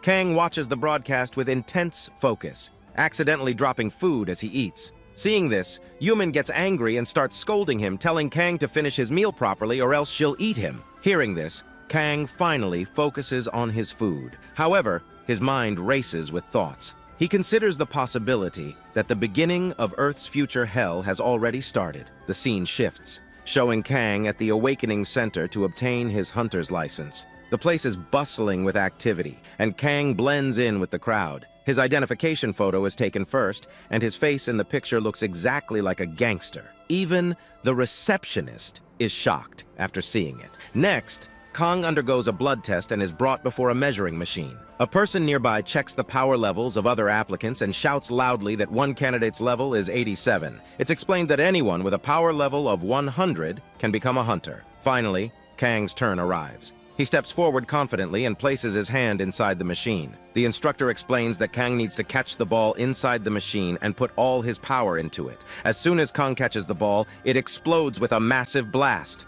Everyone is shocked. The room falls silent, all eyes on Kang. It's clear that something extraordinary just happened. Seeing the power level on the measuring machine, number 99999, Kang is completely shocked. The instructor standing nearby is equally startled. Kang wonders if he broke the machine by accident and nervously considers if he'll have to pay for the damage. Sitting there like a stone, Kang remains unsure of what to do while the instructors look at him in disbelief. They remark that even Lee, the silver golden-haired S-rank hunter, didn't break the measuring machine when checking his mana level. Despite their AW, Kang awkwardly asks the instructor what happens next. The instructor concludes that the machine must be broken and reassures Kang they will replace the crystal and test again. However, as soon as Kang retests, the machine breaks again, leaving everyone in shock. This time, Kang's level is left on pending, requiring detailed analysis. Adding to Kang's unease, his ability check is also put on hold, leaving him standing worried and unsure of his next steps. A flashback reveals Kang struggling to decide what ability to show. He settles on revealing his poison blood. Cutting his finger, Kang lets his green blood drip onto a plant, which immediately withers away. The high-level poison shocks everyone present. One instructor even faints from the overpowering smell. Later, Kang meets a receptionist who reviews his documents with a cold glare. She remarks that everyone seems to want to become a hunter these days. With a tone of disdain, she warns Kang about the risks of the hunter profession, emphasizing that hunters may earn a lot of money, but face death constantly. Kang responds firmly, explaining that he is not in it for money or fame. Instead, he feels a duty to protect the population. Quoting a well-known saying, Kang states, "With great power comes great responsibility." Internally, Kang chuckles, acknowledging he might have been inspired by the Spider-Man movie. With his documents in hand, Kang moves toward the next testing area. The scene shifts, showing two bodyguards in black suits opening a black Rolls-Royce. From the car steps Lee, an S-rank hunter. A crowd gathers to catch a glimpse of him. Lee asks his bodyguard about the preparations. The bodyguard replies that everything is going smoothly and mentions that many members from the Red Butterfly Guild are also taking the test this year, making the hunter license exam highly competitive. Inside, an instructor informs Lee about a strange application. The applicant's mana level couldn't be measured by the machine, which may be broken. The applicant also possesses a rare ability, blood poison. Hearing this, Lee dismisses the ability as useless for group missions, noting that Kang's poisonous blood could harm his teammates if they come into contact with it during a monster attack. However, Lee recalls that Kang is the same person Lee had instructed his old butler to investigate. Deciding that Kang might be hiding something, Lee resolves to observe him closely. The contestants, including Kang, gather in a large room. An instructor hands each participant a purple crystal without providing any explanation. When Kang asks why they are being given the crystals, the instructor walks away without answering. Shortly after, a door opens, and Kang finds himself in a deserted location. Unknown to the participants, Lee is watching the scene unfold through a CCTV camera in his room. The deserted city is revealed to be a replica of a 2-star dungeon located in Ukraine. Holding the purple crystal, Kang listens as an announcement explains the goal of the test. There are over 100 contestants, each possessing a purple crystal. In 3 hours, the contestant with the most crystals will pass the test. Standing confidently with the crystal in hand, Kang feels excited to finally use his powers in real life. After that, we learn that every human being has a crystal, and by defeating monsters, they receive a random crystal ranging from 1 to 3. In the group, there's a spectacled man who appears to be the leader. He discusses his plan with 3 others, strategizing how to complete the test together. The spectacled man notices Kang and suggests Kang join their group. Kang, visibly annoyed, digs into his ears. While showing the dirt to them, he gives a taunting smile and confidently states that he has no interest in joining a group of losers. Hearing this, the spectacled man is shocked and attempts to convince Kang, explaining that his team has a musclehead with a shield and a healer. Their group is strong and capable. However, Kang nonchalantly replies that he doesn't like group fights and prefers to fight alone. As Kang starts to leave, the musclehead becomes furious, feeling insulted. He grabs Kang's collar and demands that Kang hand over his crystal before someone else takes it. Instead of reacting fearfully, Kang slaps the musclehead to the ground with ease. Kang then smirks and, in an evil tone, tells everyone that if they don't want to end up like the Musclehead, they should hand over their crystals. The spectacled man immediately gives his crystal to Kang, surprising him. Kang asks why he handed it over so easily. The spectacled man explains that the Musclehead was their strongest member, and now that Kang defeated him so effortlessly, they stand no chance. After collecting all the crystals, Kang leaves. Meanwhile, Lee and his manager observe everything from their surveillance room. Lee comments that as soon as the test began, the red butterfly snatched crystals from his team and now leads the rankings. Lee adds that the red butterfly is so strong that it can clear a 2-star dungeon alone and even assist in 3-star dungeons. The manager, surprised, remarks that a 3-star dungeon is B rank, which is no small feat. At the same time, the red butterfly faces a muscular robot. This robot resembles the one Kang faced in Hell. The manager asks Lee about the robot, and Lee explains that it's a prototype created by W&D Industry, designed to be as strong as a 2-star monster. The robot is extremely durable and can withstand multiple hunters' attacks. Lee mentions that even 10-15 hunters struggle against this machine. As they watch, the red butterfly fights the robot but struggles to defeat it. Suddenly, Lee notices Kang standing before the same robot. Lee laughs, saying this is going to be interesting. Kang, visibly disappointed and annoyed, punches the robot with raw power, pushing it back. Without stopping, Kang activates his battle helper, grabs the robot's leg, breaks it, and throws it far away. The scene zooms out, revealing Kang standing amidst a pile of broken robots, holding his head and screaming. He has defeated and destroyed more than 20 robots. Holding a broken robot's body, Kang sarcastically remarks that this robot is much weaker than the ones in Hell. He taunts, calling them stupid toys. Using his dismantle ability, Kang extracts the crystal from the robot, recalling that in Hell the system prevented him from using this ability on the scarecrows. Then an announcement is made stating that 34 minutes have passed and more than half of the hunters have failed. The rankings are displayed. In third place is Muscle Mommy, and damn, she have some impressive muscle. In second place is the Red Butterfly with 9 crystals, and in first place, Kang holds 16 crystals. Kang smirks confidently, happy and proud to see his name at the top of the rankings. After that, Kang plays with a robot's head and smugly remarks that he always knew he would be number 1, because this robot looks like a downgraded version of the scarecrow he faced in Hell. Kang then removes the thick leather from the robot's body, contemplating that perhaps he can create something useful out of it. Kang wraps the leather around his hand, imagining a piece of armor, and with his creation ability, he crafts guards for his hands and legs. Although it's common ranked, Kang is very pleased with his creation, proud that he turned the robot into something useful. Kang, filled with confidence, sets out to defeat more robots. Meanwhile, the scene shifts to Red Butterfly, who notices her second-place position and grows concerned about Kang. She wonders, who is this Kang? Before she can dwell further, other hunters attack her, attempting to steal her crystals. Red Butterfly leaps into the air, but for God's sake, what with this ass-busting poses? And unleashes a powerful energy blast, defeating all the hunters in an instant. Despite her victory, there are still more than 100 hunters surrounding her. Suddenly, Muscle Mommy arrives like a rampaging beast, throwing hunters left and right. Muscle Mommy rushes to Red Butterfly, concerned that she might have been hurt. It becomes evident that Muscle Mommy has a sister complex, caring deeply for Red Butterfly. Alongside Muscle Mommy are the spectacled man from earlier and a silver-haired woman. Muscle Mommy proudly announces that their group holds 88 crystals and suggests giving them all to Red Butterfly to ensure she claims first place. However, Red Butterfly refuses the offer, sternly instructing everyone to stay put. Without hesitation, Red Butterfly flies away. The scene shifts again to Lee and his manager. Lee, watching the test, wonders aloud how Kang has managed to become so strong. Although Lee suspected Kang was special, he never imagined Kang would rise to the top rankings. Lee speculates that Kang must have illegally explored a dungeon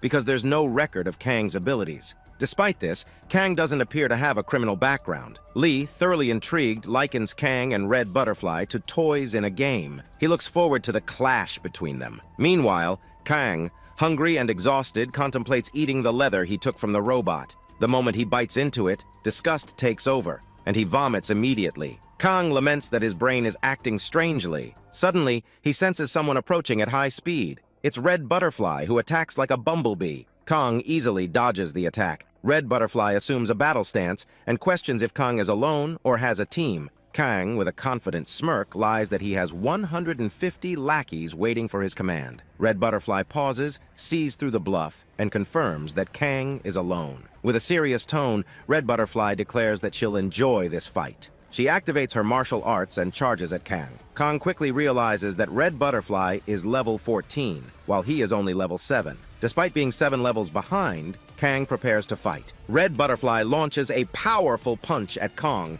who barely blocks it and acknowledges her overwhelming strength. Not stopping there, Red Butterfly executes an aerial kick aimed at Kang's head. And again, what is hell is this angle? But Kang dodges each strike with the help of his battle helper. Kang knows he can't dodge forever. Activating his violent energy, he concentrates all his power into his hand. Kang resolves that this is his only chance to fight Red Butterfly on equal footing. Red Butterfly, sensing the challenge, activates her martial arts again. Like Sasuke and Naruto, they charge at each other, ready to collide in an epic clash. After that, Kang activates his Chidori while Red Butterfly uses her martial art, and they both charge at each other with devastating force. Kang believes his energy attack might damage Red Butterfly slightly, but to his surprise, as soon as Kang's Chidori hits, Red Butterfly's right arm begins to crack violently. She screams in agony and collapses to the ground, her entire arm's bone completely shattered. Kang, equally shocked and confused, notices the sheer strength of his violent energy.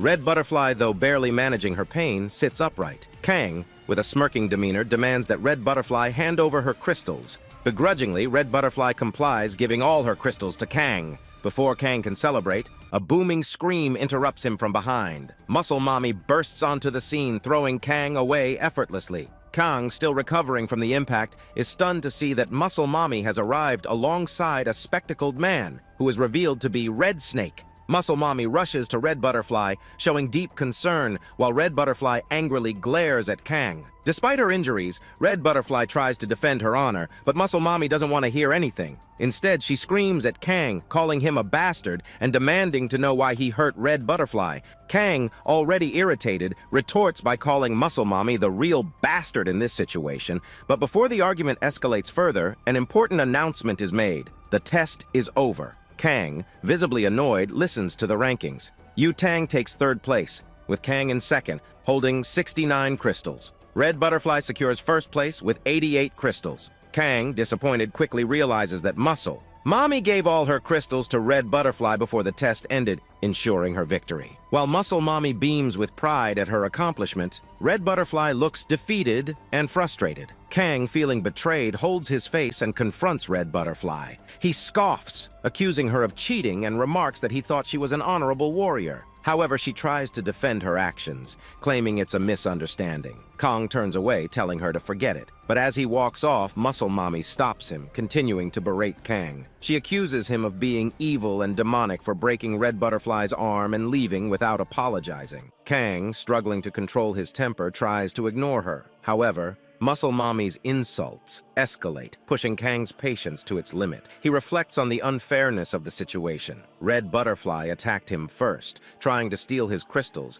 and Muscle Mommy interfered and stole his victory. Finally, Kang snaps. With an irritated face, he activates his domain expansion. A dark, chilling aura envelops Kang, and demonic figures emerge behind him. Muscle Mommy freezes in fear, unable to move, as Kang's energy overwhelms her. Red Butterfly, noticing Muscle Mommy's condition, tries to understand what's happening, but Muscle Mommy, paralyzed by fear, starts shaking and screaming. She feels as though all her energy has been drained. Her terror escalates to the point where she pees her pants. Her heart rate skyrockets, and she clutches her chest, fearing a heart attack. The silver-haired woman rushes to heal her, while a medical team arrives to assist. The entire scene descends into chaos. Meanwhile, Kang, realizing the deadly impact of his domain expansion, even he didn't know his domain expansion would be this terrifying, so Kang quietly leaves to avoid further complications. Elsewhere, Lee and his manager watch the events unfold, both visibly shocked. Lee, deep in thought, acknowledges Kang's immense potential. He predicts that Kang will one day surpass him in strength. Rising from his seat, Lee tells his manager that he wants to meet Kang first, not Red Butterfly. The scene shifts to Kong, who is applying a cold can of Coca-Cola to his head to recover from the severe mana depletion caused by his domain expansion. Suddenly, the manager from the Typhoon clan appears and introduces himself. The manager, attempting to recruit Kang, promises him limitless resources to help him reach his full potential. He assures Kang that the Typhoon clan will support him to achieve greatness. Kang, though exhausted, can't help but laugh. He sarcastically asks the manager, "Will you help me reach the stars?" After that, the scene shifts, and Kang finally arrives at his home with Yumin. Kang happily announces to Yumin that he has acquired his hunter license and is now officially a hunter. Hearing this, Yumin is also delighted, but Kang suddenly feels an intense bloodlust. Kang turns around with a serious expression and confirms that there is a strong smell of blood coming from behind. In a stern voice, Kang tells Yumin to return home immediately and stay there until he says it's safe. Hearing this, Yumin becomes nervous and asks if something is wrong, but Kang reassures her that everything is fine and insists that she follows his instructions. Kang heads to the back alley near Yumin's house and is greeted by a gruesome scene. Several dead bodies in black suits brutally slaughtered by someone. Among the carnage, Kang notices Hisoka, who greets him confidently and says it's been a long time since they last met. Hisoka explains that the dead men are members of the Japanese Yakuza. These men had learned about Yumin being involved in the sale of purple moose and had come to her house to extract information. Hisoka reveals that he intervened and killed them all before they could harm Yumin. Hearing this, Kang thanks Hisoka but immediately questions him, asking what Hisoka wants in return. With a smirk, Hisoka casually mentions that he has a small request. He wants to form an alliance with the Typhoon clan. Kang, now intrigued, tells Hisoka to check his biodata to decide if the alliance is feasible. However,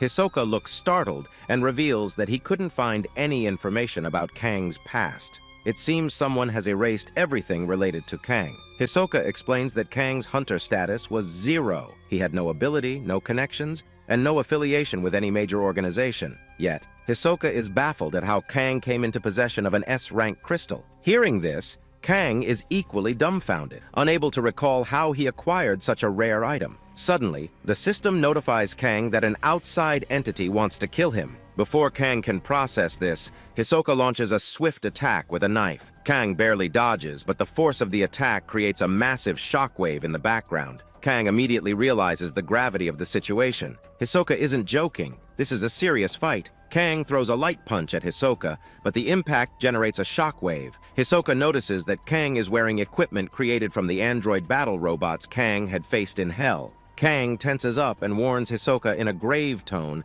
that if Hisoka gets injured, he has only himself to blame. Kang emphasizes that any harm caused will be purely self-defense. After seeing Kang's battle stance, Hisoka becomes serious. With a stern expression, Hisoka slowly takes off his jacket and then removes his black shirt, revealing himself like a Chad old man, standing with his stick in style. Hisoka tosses his shirt onto Kang's face, stating that he has no choice but to adopt a brutal approach since Kang refuses to give him a direct answer. Kang, unfazed, confidently removes Hisoka's coat from his face, but is startled when he sees Hisoka's stick reveal a sharp, legendary sword. White steam emanates from Hisoka's body, and Kang quickly realizes that this is no ordinary old man. Kang shouts in frustration, accusing Hisoka of cheating by using a sword. Hisoka stands calmly and unleashes a deadly slash so intense that Kang knows a single hit could kill him. Kang relies on his battle helper to dodge the attacks, leaping to the wall behind Hisoka in an attempt to launch a surprise attack. But Hisoka, as casual as ever, turns and counters with another slash, barely missing Kang's head. Hisoka moves closer, and Kang seizes the opportunity to activate his domain expansion. The attack envelops Hisoka, causing his body to experience fear and intense pain. Hisoka's eyeballs turn white as if he is paralyzed by the effect. Taking advantage, Kang grabs Hisoka's collar and slams him to the ground. Hisoka regains his senses and taunts Kang, acknowledging that Kang's illusion weapon is impressive but won't work on someone like him who has faced countless similar attacks. With a single slash, Hisoka inflicts a deep cut on Kang's hand, causing blood to pour out. Confidently, Hisoka declares that he could have killed Kang if he wanted, but insists he has no intention of doing so. Hisoka demands to know where Kang obtained the purple moose crystal and who is giving Kang orders. Kang begins to laugh, prompting Hisoka to question what's so funny. Kang responds by reminding Hisoka of another one of his abilities. At that moment, Hisoka's sword starts emitting smoke. Realizing it's due to Kong's poison blood, Hisoka is visibly startled. Kong uses his violent energy to grab Hisoka's face and slams him into the wall, creating a huge blast. Hisoka's sword falls to the ground, and Kong fires an energy blast directly at Hisoka's face. Standing confidently, Kang taunts Hisoka, stating that his lack of poison resistance means Kang has already won. But Hisoka isn't one to give up easily. He raises his right hand and breaks Kang's arm and ribcage, causing Kang to collapse in intense pain, unable to move. Hisoka retrieves a healing potion and applies it to himself, neutralizing the poison. However, Kong also uses a healing ability, recovering fully and confidently standing up once again. Kong declares it's time for round 2. Hisoka, slightly taken aback, asks if Kang has any healing abilities. Kong smirks and cryptically replies that God knows, refusing to elaborate. In reality, Kang's last standing title restores his health to full whenever it drops below 10%. Kang silently marvels that this ability, which he wasn't sure would work in the real world, has now been proven effective. Hisoka glances at his sword and tells Kong they should stop fighting. He explains that he didn't come to battle but to talk. Kong, now irritated, reminds Hisoka that it was Hisoka who attacked first. Hisoka calmly sheathes his sword and reiterates his offer. If Kong joins the Tysoon clan, they will provide everything necessary for Kang's growth and protect him. But Hisoka presses again, asking how Kang obtained the purple crystal. Kang, with a psychopathic smile, steps closer and declares that he has a better offer than Hisoka's. Kong proposes that Hisoka works for him instead. Hearing this, Hisoka directly tells Kang that if Kang is going to continue indulging in his childish dream, Hisoka will head back now. Kong starts laughing again, with a psychopathic smile, and declares that he likes this old man too much to let him go just like that. Laughing, Kong questions Hisoka about what's so great about the Tysoon clan. Kong claims the Tysoon clan is merely a small rank 3 guild in Korea and isn't strong globally. Kong mocks, saying Ki is the daddy's loved child, and someone like Hisoka would benefit more by working with Kong, a person brimming with potential. Hearing this, Hisoka gives a deadly stare and tells Kang he might not realize what kind of person Hisoka truly is. Hisoka declares that Kang is nothing compared to Lee's potential. Kang, unfazed, starts laughing and taunts Hisoka, saying that an old man who was nearly defeated by Kang has no right to talk about potential. This visibly pisses off Hisoka. He turns with his rusted blade, which appears fragile enough to break at any moment, and unleashes a deadly slash. The slash is so powerful that Kang is pushed back into a wall with such force that it splits the wall in half with Kang in the middle. However, Kang emerges nearly unscathed, with only a slight scratch on his cheek. Kang realizes the precision of Hisoka's attack. He intentionally caused no damage to Kang while destroying the wall. Kong is speechless. He now understands that Hisoka had merely been playing with him and wasn't taking the fight seriously. Hisoka tells Kong that there are people in the Tysoon clan far stronger than Kong. He mentions that Lee achieved level 10 to level 20 in just 2 months. Hearing this, Kong's ego takes a hit. Kang, in a serious tone, pulls something from his pocket and tells Hisoka that he will prove his potential by reaching level 20 in 2 weeks. Kang proposes a deal. If he succeeds, Hisoka must work for him. Hisoka, placing his cap back on, declares that such a feat is impossible. He reminds Kang that Lee had access to abundant resources and a personal training ground provided by his father. Hisoka chuckles, calls Kang a good joker, and walks away. Kang, with a psychopathic smile, says he knows the perfect place to train. The scene shifts to Kang returning to Hell. Kong vents his anger on a poor goblin, brutally killing it and destroying its body. Another goblin bites Kong's hand, but Kang slams it to the ground and uses his violent energy to obliterate its internal organs. The system notifies Kang that he has reached level 15. The celestial star Ardain is watching over him. Kang, pissed off, flips his middle finger at Ardain. He notices his bleeding hand and retreats to a room to bandage it, warning himself not to overexert his body.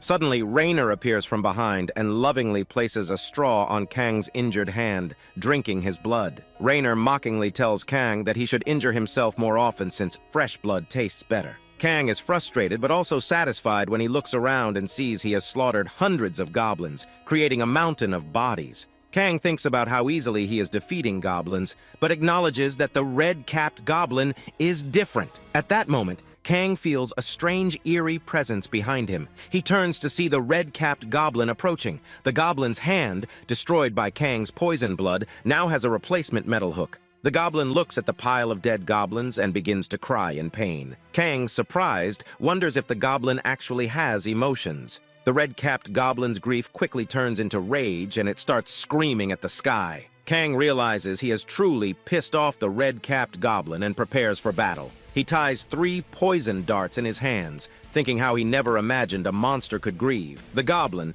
now enraged, charges toward Kang, clearly intent on devouring him. After that, the scene shifts, and we see Kang dead. Kang has managed to survive for 12 days and 6 hours. After being revived, he collapses to the ground, panting heavily. Kang wonders if he pissed off the red-haired goblin too much. That goblin didn't give Kang a second chance, it killed him instantly. Kang finally gets up, determined to trap the red-haired goblin and kill it, but each attempt fails. The goblin sneaks from behind and slices Kang's neck with a psychopathic smile. Kang dies yet again. The sequence of death doesn't end there. The scene shifts, showing Kang revived once more, running like a madman. This was the 6th time the goblin had killed Kang within a minute of his revival. Kang is desperate, unsure of what to do as the deaths keep repeating. We watch Kang revive again and again, only to be brutally killed by the goblin, who behaves like a bloodthirsty demon. Sometimes the goblin cuts off Kang's leg, sometimes it slices him in half, and other times it stabs Kang repeatedly until he bleeds out. Eventually, we see that Kang has been killed so many times that the goblin levels up to level 20. The goblin's name is revealed to be Curson, so we now refer to him as the Goblin Chief. Curson feels satisfied yet perplexed. He finds it weird that no matter how many times he kills Kang, the human keeps reviving. Because of this, Curson can't relax. He searches for Kang relentlessly. At the same time, an old goblin approaches Curson, crying and calling him by name. Curson shouts at the old goblin, saying he doesn't want to come out because it's too dangerous. But the old goblin insists that there is a big problem. Someone has poisoned the village water supply, leaving the entire goblin village sick. The scene shifts, showing an underground tunnel filled with goblins. Many are old, young, and female, and almost 70% of them are sick and lying on the ground. The old goblin explains that the poisoned water has killed their farmed animals and made their fish inedible. They can neither eat nor drink, and their village is dying. The old goblin asks Curson who could have done such a cruel thing. The village had no conflict or enemies with any other races. Hearing this, Curson's blood boils. Curson is convinced that only a human could be responsible. He wonders how the human found their hidden village. Curson swears that the next time he encounters Kang, he won't kill him, but will cage him and bury him alive so he can't revive anymore. While Curson is deep in thought, a fat goblin approaches him holding a crying baby goblin. The goblin explains that the newborn is starving because its mother is too sick from the poison. They can't feed or hydrate the baby. Seeing the hungry, crying infant, Curson is overcome with rage and grief. Curson, consumed by anger, decides to hunt the human responsible. The other goblin warriors try to stop him, warning that the human is dangerous and can revive while Curson cannot. If Curson dies, the villagers will be left defenseless, but Curson insists that the human is too weak to kill him. Only the human's revival ability gives him any edge. Curson, fueled by rage, finds the body of a dead goblin bleeding purple blood. Realizing the human used poison, Curson tracks the scent. The scene shifts, showing Curson arriving at a location where Kang attempts to kill him with a poison dart. Curson easily dodges the attack and smirks with a psychopathic grin. Looking at Kang, he declares that he has finally found him. On the other hand, Kang, brimming with excitement, says that he has a very good offer for the goblin, one that the goblin will like very much. After that, Kang tells Curson that Kang will give Curson a chance to die at Kang's hand. Curson becomes confused and asks Kang if Kang is only talking to waste time so that everyone in the goblin village dies from the poison. But Kang responds coldly, stating that if Kang truly wanted to kill the entire village, he could have done so effortlessly. Kang explains that by mixing just a few drops of his blood into the water, only few goblins died, leaving others sick. If Kang had added more, half the village would have been wiped out. Hearing this, Curson's mind starts to unravel, and he becomes furious. Curson, blinded by rage, lunges at Kang with his sword,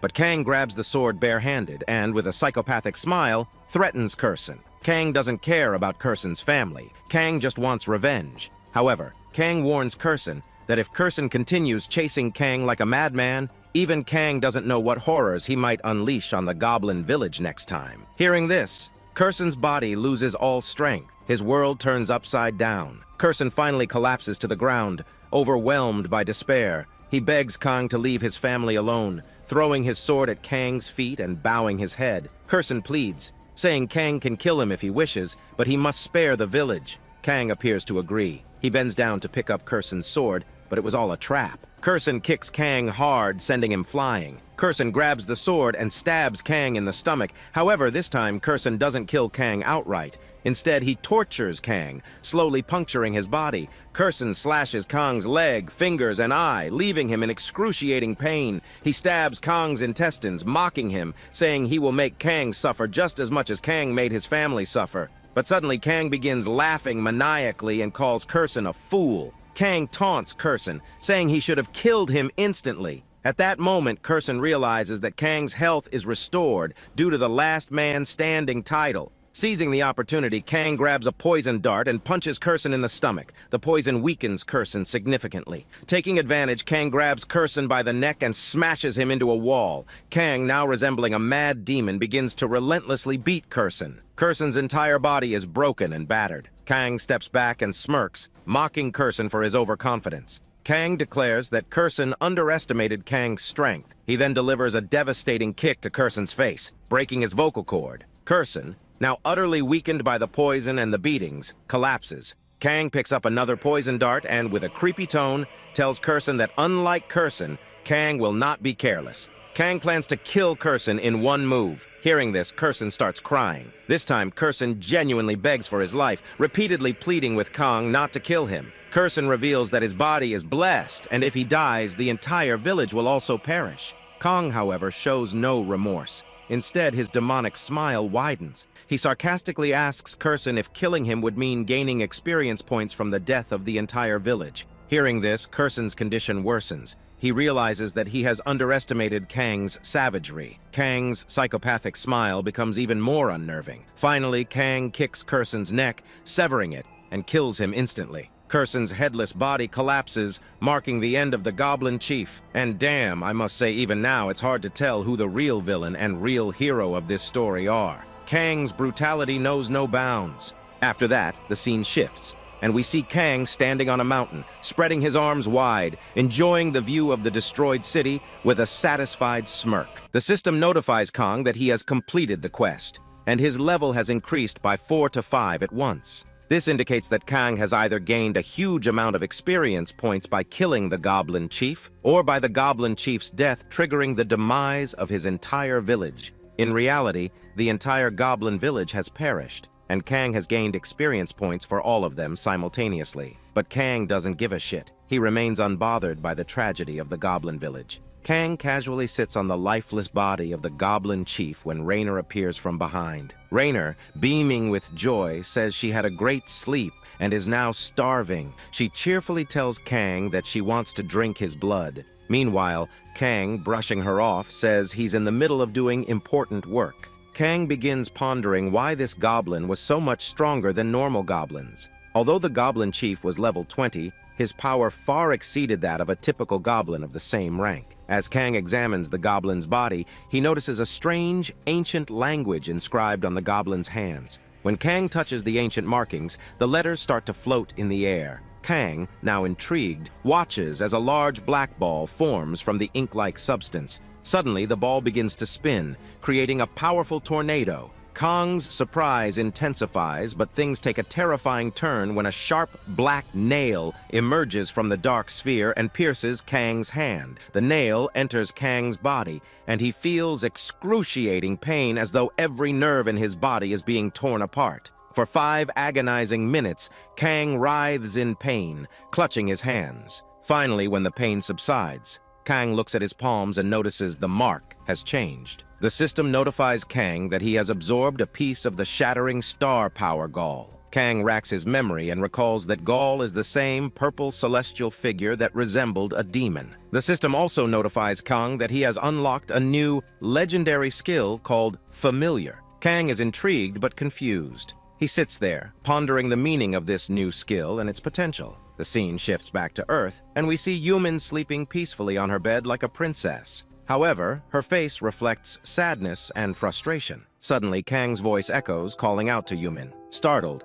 Yumin sits up in surprise, looking shocked and disoriented. She isn't wearing her glasses, and when Kang stands before her, she stares at him as though she's seen a ghost. Yumin hurriedly puts on her glasses and, still visibly shaken, asks Kang in a sad tone if he has eaten. Kang, with a nonchalant demeanor, replies that he has not eaten yet. Yumin gets up from her bed in a sad tone and tells Kang that she will go and cook food. But seeing Yumin so disheartened, Kang gently holds her hand and asks why she seems so sad. Kang quickly realizes that Yumin is upset because Kang has been missing for the past 3 days. Kang understands that he hasn't told Yumin where he has been during this time. Yumin, still visibly upset, tells Kang in a frustrated voice that the last time she saw him, he had left her outside her house. She explains that she was worried sick about him, especially since she didn't want to leave her home that day. For 3 days, Yumin tried to contact Kang but couldn't reach him. She searched everywhere but found no trace of him.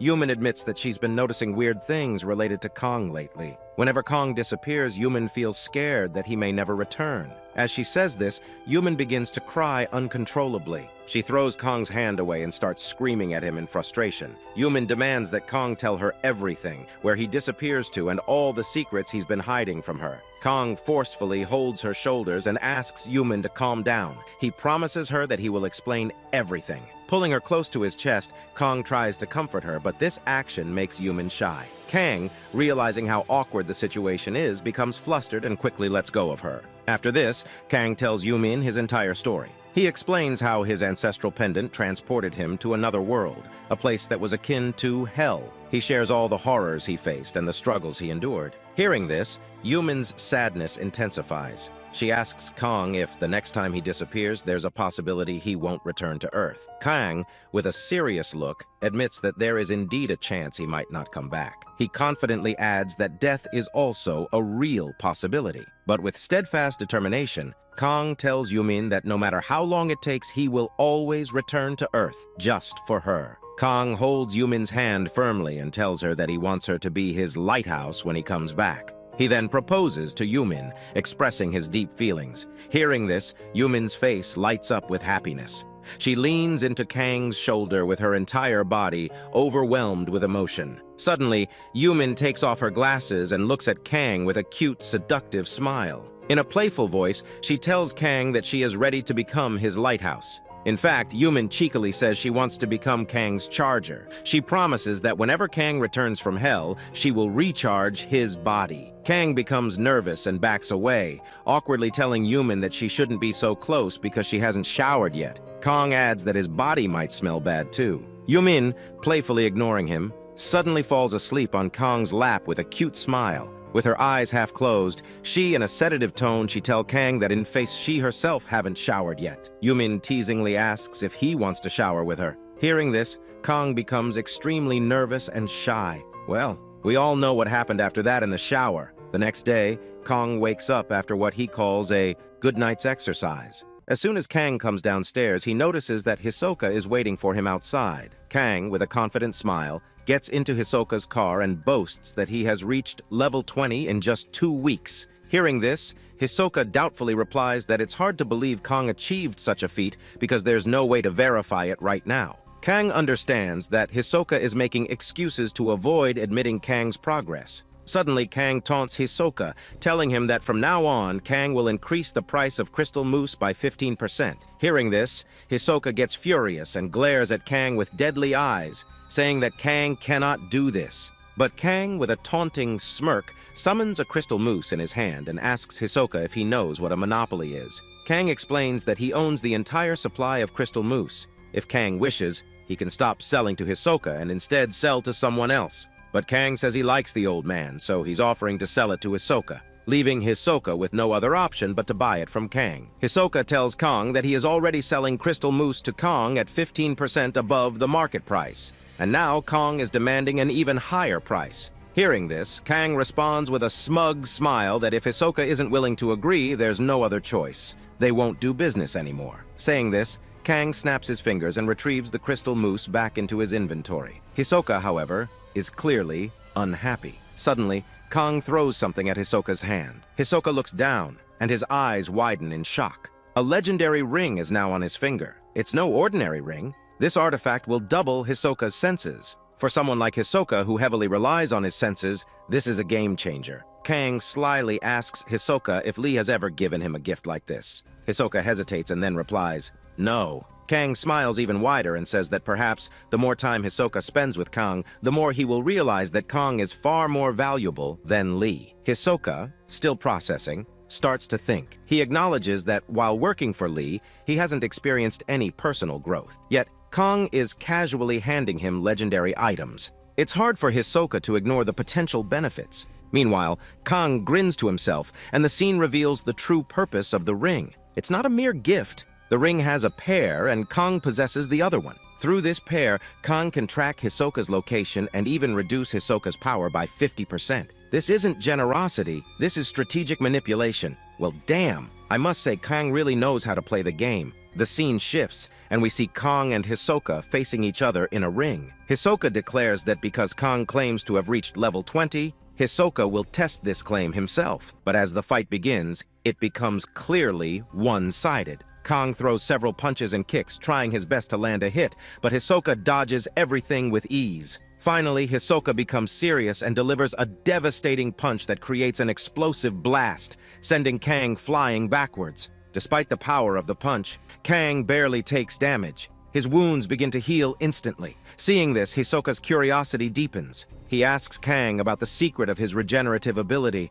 but Kang remains silent. Kang slowly rises and with a confident smirk says, "I only fractured my ribcage a little. It'll heal soon enough." Kang boasts that he has now survived Hisoka's attacks twice as long as during their last fight, proving that he's indeed level 20. Hearing this, Hisoka's eyes begin to sparkle and he removes his t-shirt, revealing chiseled six-pack abs. Kang can't help but notice how intimidating Hisoka looks. Hisoka tells Kang that unless Kang reveals the truth behind his ability, Hisoka will force the answers out of him. Hisoka unleashes a barrage of attacks. Kang struggles to dodge, barely avoiding a direct hit. Desperate, Kang throws a punch at Hisoka's face, but Hisoka easily catches his fist and counters with a brutal strike that breaks Kang's arm. Kang's arm dangles like a broken pendulum. The pain is excruciating, and Kang starts crying out in agony. Despite his condition, Hisoka becomes even more intrigued. He notices that even with a broken arm, Kang's limb continues to move. Kang, through gritted teeth, asks if Hisoka is satisfied after torturing him. Hisoka,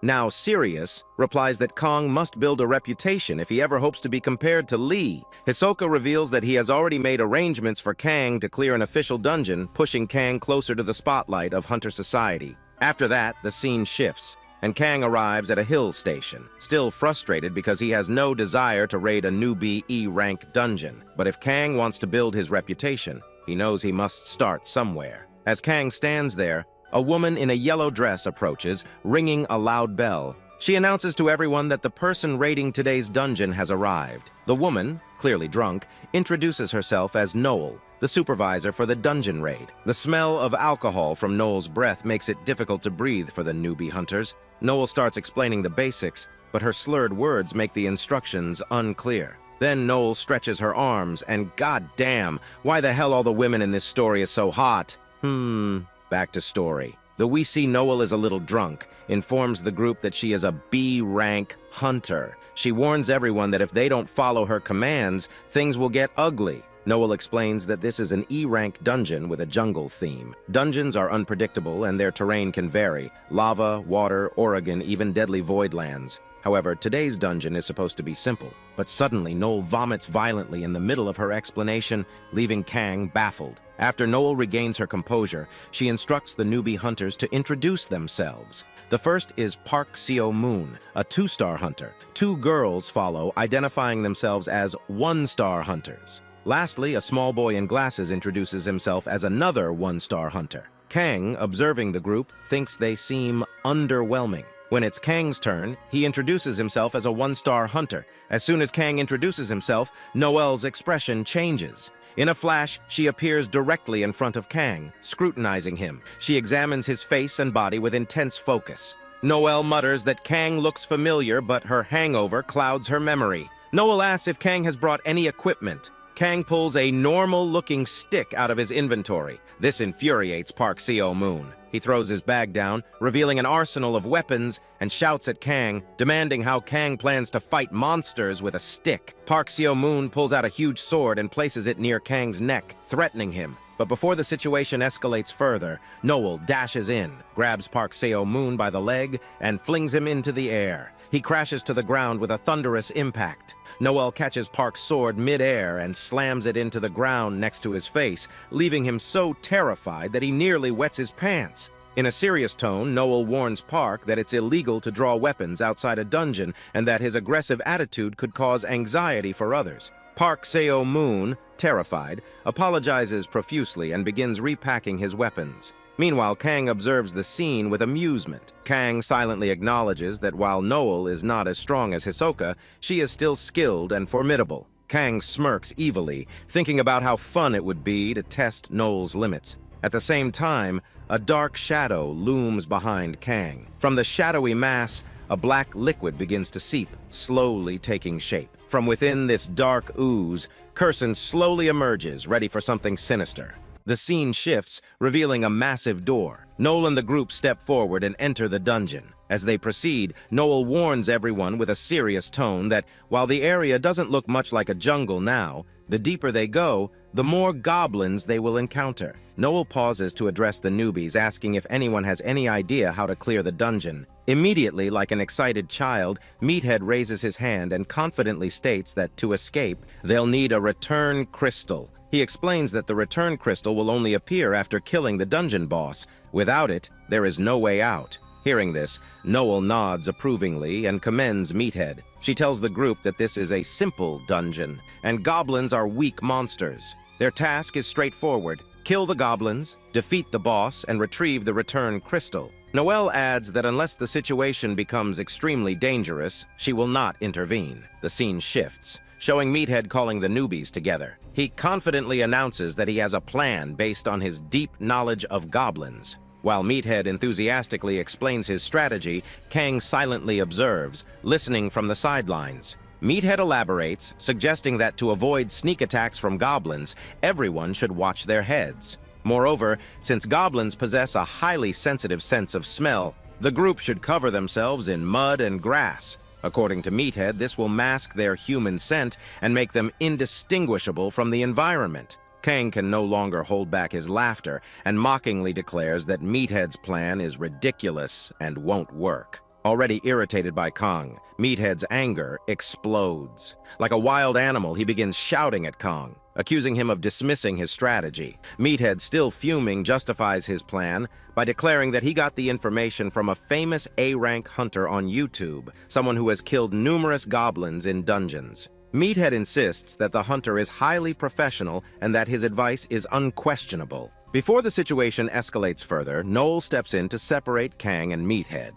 Trying to calm things down, she turns to Kang and asks why he thinks Meathead's plan is flawed. Kang's expression turns serious. He asks Meathead why he believes covering themselves with grass is a good idea. Kang explains that the plan is flawed because goblins, with their sharp sense of smell, will easily detect the mixed scent of humans and grass. Kang points out that old grass on their bodies will not match the fresh grass on the ground, making it obvious to the goblins that something is amiss. He continues, noting that Meathead himself said they need to watch out for their heads. However, in a jungle environment where goblins are small and agile, such a plan is impractical. The goblins will first attack their ankles, not their heads. Hearing this, Meathead gets even more angry and shouts at Kang, accusing him of being oversmart. Meathead steps forward to grab Kang's collar, but Noel intervenes. With a swift punch to Meathead's stomach, she stops him in his tracks and tells him, "Whatever Kang is saying is right." Noel continues, explaining with a serious tone that Meathead's information is outdated. She says that if this were 10 years ago, it might have been correct. But after a decade, many new dungeons have appeared, and this jungle-type dungeon is unique. Goblins here are smaller in size, and Kang's observations are spot on. Noel emphasizes that information must evolve with time. Hearing this, Meathead and the rest of the newbies are shocked, but Noel's expression turns suspicious. She steps closer to Kang and, with a serious glare, asks him how his information is so precise. Noel adds that Kang speaks as if he has personally killed hundreds of goblins. Kang simply smiles and replies that he just learned this information. He casually adds that if Noelle doubts him, she can check his record outside the dungeon. He reminds her that this is his first dungeon. As Noelle contemplates, Meathead, still resentful, is about to taunt Kang again. Suddenly, at an insane speed, a goblin comes flying towards the group. The goblin's bloodthirsty snarl sends a chill through everyone. Even Noelle looks surprised. But Kang, remaining calm and unfazed, casually kicks the goblin with such force that it flies away, its neck snapping instantly. The goblin dies on the spot. Meathead and the newbies are stunned. Their jaws drop as Kang, exuding pure swag, turns to them and smugly asks, "Meathead said my stick was normal, so what do you think now? Is it still normal?" But everyone is left thinking that Kang didn't even use his stick. He kicked the goblin. The scene shifts, showing the newbie group fighting the goblins. However, something feels off. The goblins seem afraid and aren't fighting back. This unusual behavior allows the newbies to kill them easily. Even Meathead is swinging his big sword, cutting down goblins without much resistance. From the back, Noelle watches with a keen eye, her suspicion growing. She notes that while goblins in an E-rank dungeon are usually easy to kill, these goblins seem unnaturally scared. Their fighting spirit appears completely gone. Suddenly, a blood-curdling scream pierces the air. Noelle, her instincts kicking in, sprints toward the sound, her mind racing with concern. She reaches the newbies and her mouth falls open in shock. The dungeon boss is dead, its body impaling a giant pillar. But that's not all. The entire dungeon is a grisly scene. All the goblins have been brutally killed and strung upon the pillar. Their bodies bear the marks of extreme torture. Teeth broken, limbs cut, and some with hundreds of knife wounds. Seeing this, Noelle's face turns grim. She announces with urgency that everyone must prepare to leave immediately and stick together. She believes this dungeon has undergone a mutation, causing something abnormal to happen. She warns that staying longer will put their lives at risk. The scene shifts again, revealing Crescent watching from the shadows. His glowing eyes lock onto the newbie group, and his killer instinct begins to take over. Ready to attack, Crescent's presence looms ominously as the group scrambles to regroup. The scene shifts, showing a flashback from an hour ago. While all the newbies were busy killing the goblins, Kang, unnoticed by anyone, sneaks away to another location. Reaching his destination, Kang activates his family skill, summoning Curson from his shadow. As Curson emerges, Kang beams with satisfaction and gives him his first mission. Kang explains that this is Curson's debut task under his command. We also learn about the origins of the family skill. Kang reveals that by absorbing all the tattoos from Curson's hand, he unlocked this unique ability. This skill allows Kang to revive monsters, bring them from hell to the real world, and command them. With a psychopathic smile, Kang tells Curson to kill all the goblins in the dungeon. Hearing this, Curson is appalled and questions Kang, asking if he's genuinely a demon for commanding him to murder his own kind. Kang, with an even crueler grin, gives Curson an ultimatum. Kill the goblins, or Kang will slaughter Curson's entire family. Faced with no choice, Curson's resignation is clear. He reluctantly agrees, knowing that his life is tied to Kang's. If Kang dies, Curson will also perish. Moreover, if Curson disobeys, his family will be executed. This unbreakable connection forces Curson to comply. As Curson reluctantly begins his gruesome task, the sound of rustling bushes alerts him. He turns and spots his first prey, an ugly, fat goblin. Staring at the creature, Curson's face twists in disgust. Slowly approaching, Curson mutters to himself, "How can this monstrosity be of my kind?" The sight of the goblin fills Curson with rage and disbelief. Curson viciously slashes the goblin's stomach and grips its neck, declaring that this hideous creature cannot possibly belong to the same species. With a demonic smile, he tears the goblin in half, spilling its insides on the ground. Curson's bloodlust intensifies as two more goblins appear. He leaps into the air, brutally mutilating them. Their limbs are severed, bodies destroyed, and the ground is painted with their blood. From afar, Kang observes the carnage with immense satisfaction. He commands Curson to eliminate every goblin in the dungeon and promises to return shortly. The flashback ends, bringing us back to the present. Noelle, along with the newbie hunters, is searching for Kang. She is visibly worried and wonders if Kang has been killed. Suddenly, Kang emerges from a bush, casually explaining that he had to relieve himself. Noelle shouts at Kang, demanding to know why he left without permission. At the same time, Meathead runs in panic toward a strange stone monument that suddenly appears. Out of nowhere, Curson attacks, knocking Meathead to the ground and aiming to deliver a fatal blow. However, Noel intervenes at insane speed, stopping Curson just in time. A dangerous battle ensues between Noel and Curson. The clash is intense, each strike sending shockwaves across the dungeon. Meanwhile, Kang stands in the shadows, enjoying the chaos.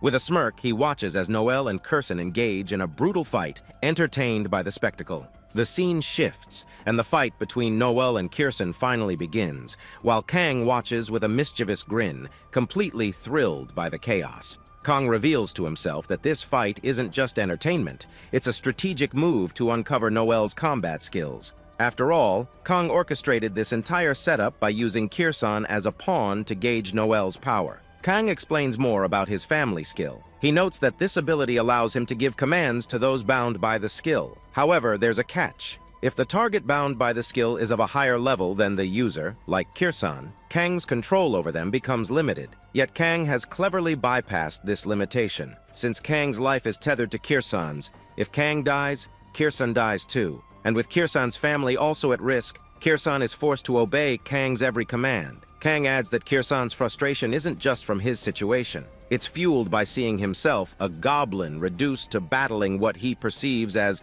ugly, disgusting goblins. Kang, meanwhile, is unbothered and excitedly awaits the outcome of this fight. However, as Curson unexpectedly shifts his focus toward attacking the newbies, Noel quickly intervenes. Seizing the opportunity, Curson fakes retreating and suddenly ambushes Noel with a surprise attack, slashing her head. Blood drips from Noel's wound, leaving her momentarily stunned. Noel, filled with rage and disbelief, wonders how something as powerful as Curson exists in a one-star dungeon. Not only does Curson possess better gear than most hunters, but his intelligence also surpasses anything she's encountered in monsters before. The injury snaps her out of her hangover, and with her anger boiling over, Noel enters a new level of fury. Her speed and aura intensify, and even Kang realizes the tide is turning. He immediately commands Curson to retreat. But before Curson can act, Noel vanishes and reappears with insane speed, delivering a devastating slash to Curson's stomach. Curson struggles to keep up with her movements.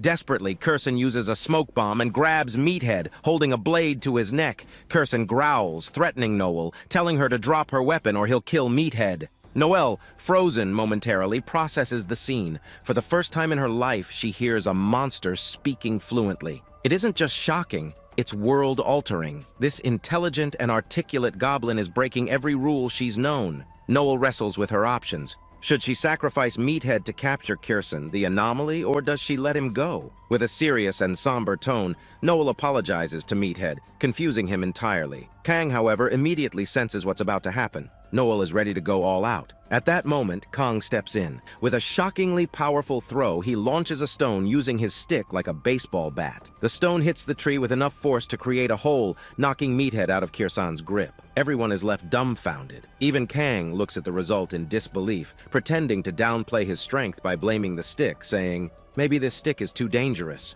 Noel, however, is not convinced. She yells at Kang, ordering him to stay back. "This is no place for a newbie!" she shouts, her tone sharp and commanding. But Kang, with his trademark psychopathic smile, steps forward. Turning to Noel, he asks casually, "Why should I step back?" Noel freezes, confused and frustrated. She begins to wonder, who is this guy? For the first time, Noel sees Kang not as a mere newbie, but as someone cloaked in layers of mystery and danger. After that, we come to understand why Kang is behaving this way. Kang feels disappointed after watching Noel struggle against a level 21 zombie from hell. He had believed that Noel, being a B-rank hunter, would exhibit far greater strength. Instead, Kang wonders, are all B-rank hunters this weak in the real world? Kang thinks to himself that if Curson had fought Noel at full power, she would have been instantly killed. Another concern arises when Kang realizes that Curson's bloodthirst has awakened. Kang had initially thought Curson wouldn't harm humans,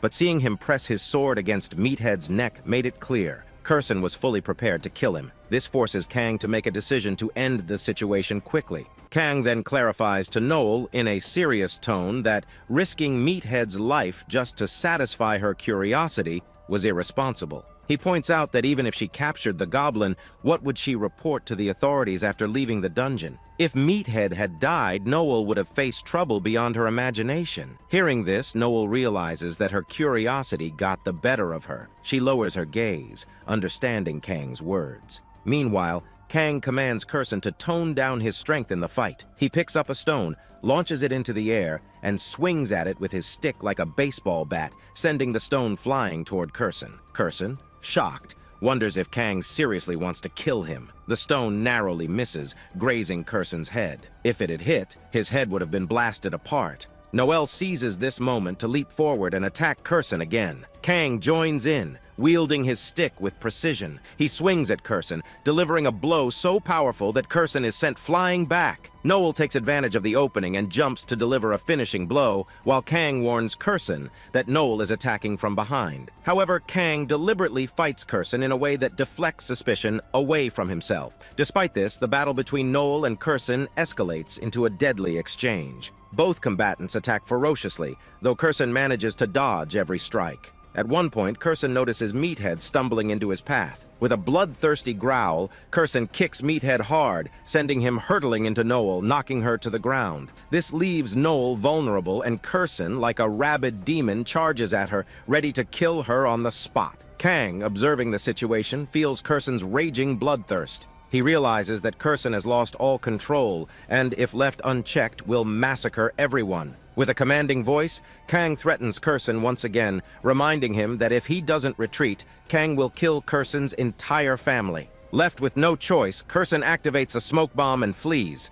Watching Curson escape, Noel screams in anger and frustration. Her screams echo through the dungeon as she vents her fury. Meanwhile, Kang stands in the shadows, observing the chaos with a serious expression. Suddenly, he bursts into maniacal laughter, his voice echoing eerily in the dim light. Like a true psychopath, Kang grins and says, "I'm having so much fun." At this moment, it becomes clear. Kang's experiences in the Hell Dungeon have awakened a part of him he didn't know existed. His psyche has shifted, revealing a darker, more unhinged side of himself. This content may violate our usage policies. Did we get it wrong? Please tell us by giving this response a thumbs down. After that, the scene shifts, and we see that everyone has safely exited the dungeon. Noel is visibly frustrated and angry. She storms into the authorities' office and shouts about how she encountered an intelligent talking goblin inside the dungeon, claiming that this couldn't possibly be a normal one-star E-rank dungeon. However, the authority tries to reassure Noel repeatedly, insisting that no such goblin has ever been recorded before. Despite thorough inspections,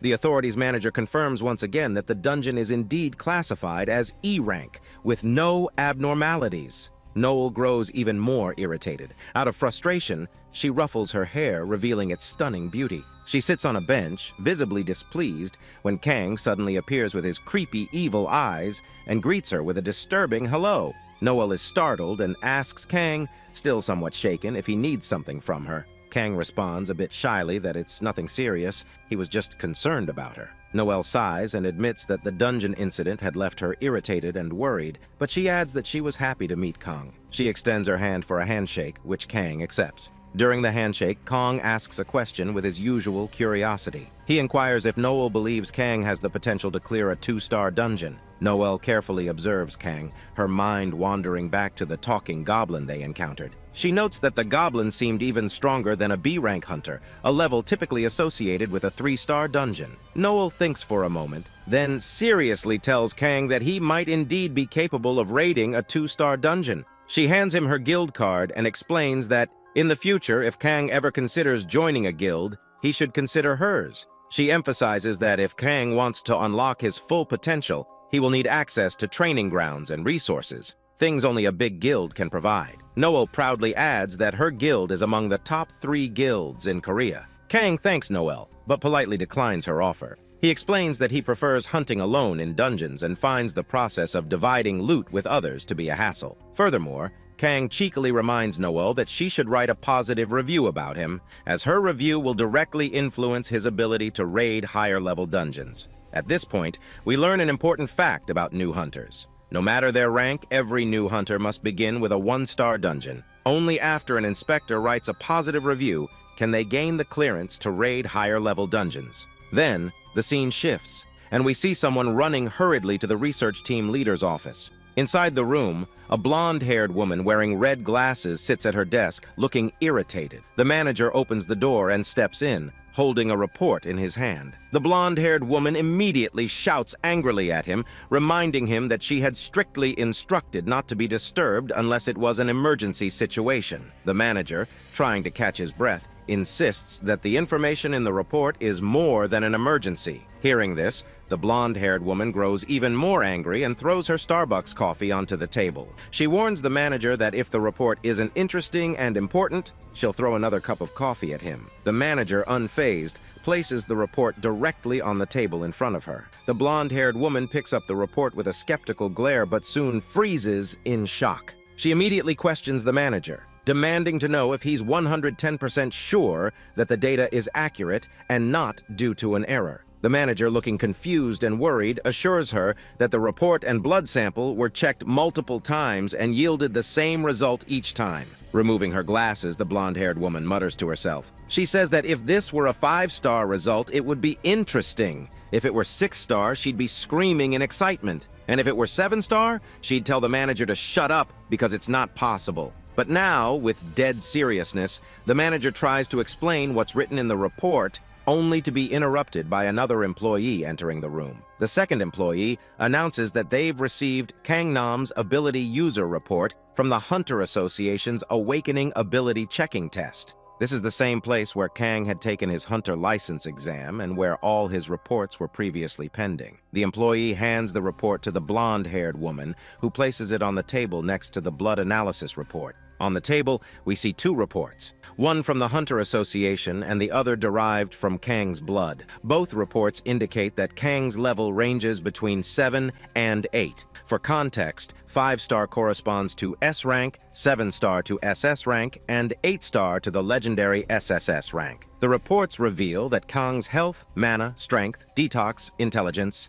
every stat is maxed out at S rank. At that moment, a third employee enters and announces that an unknown organization has contacted their management. The organization has offered $1 million in exchange for Kang's data. Hearing this, the blonde-haired woman starts laughing loudly and immediately orders her team to reject the offer. The employees, confused, question her decision. One of them asks how they can turn down a $1 million deal. In response, the blonde-haired woman throws Kang's report to the employee and shouts, asking if he genuinely thinks this report is only worth $1 million. The employees look at the report and are shocked to see that Kang's stats are maxed out. Without hesitation, the blonde-haired woman orders her team to declare Kang's data confidential and ensure that no one outside the team learns about it. She smirks, thinking about Kang, and mutters to herself that she has to meet him as soon as possible. On the other hand, the scene shifts again and we see Kang lying on the floor, naked, wearing only underwear. Next to him, Yumin dressed in protective gear. After that, the scene shifts, and we are told some crucial information.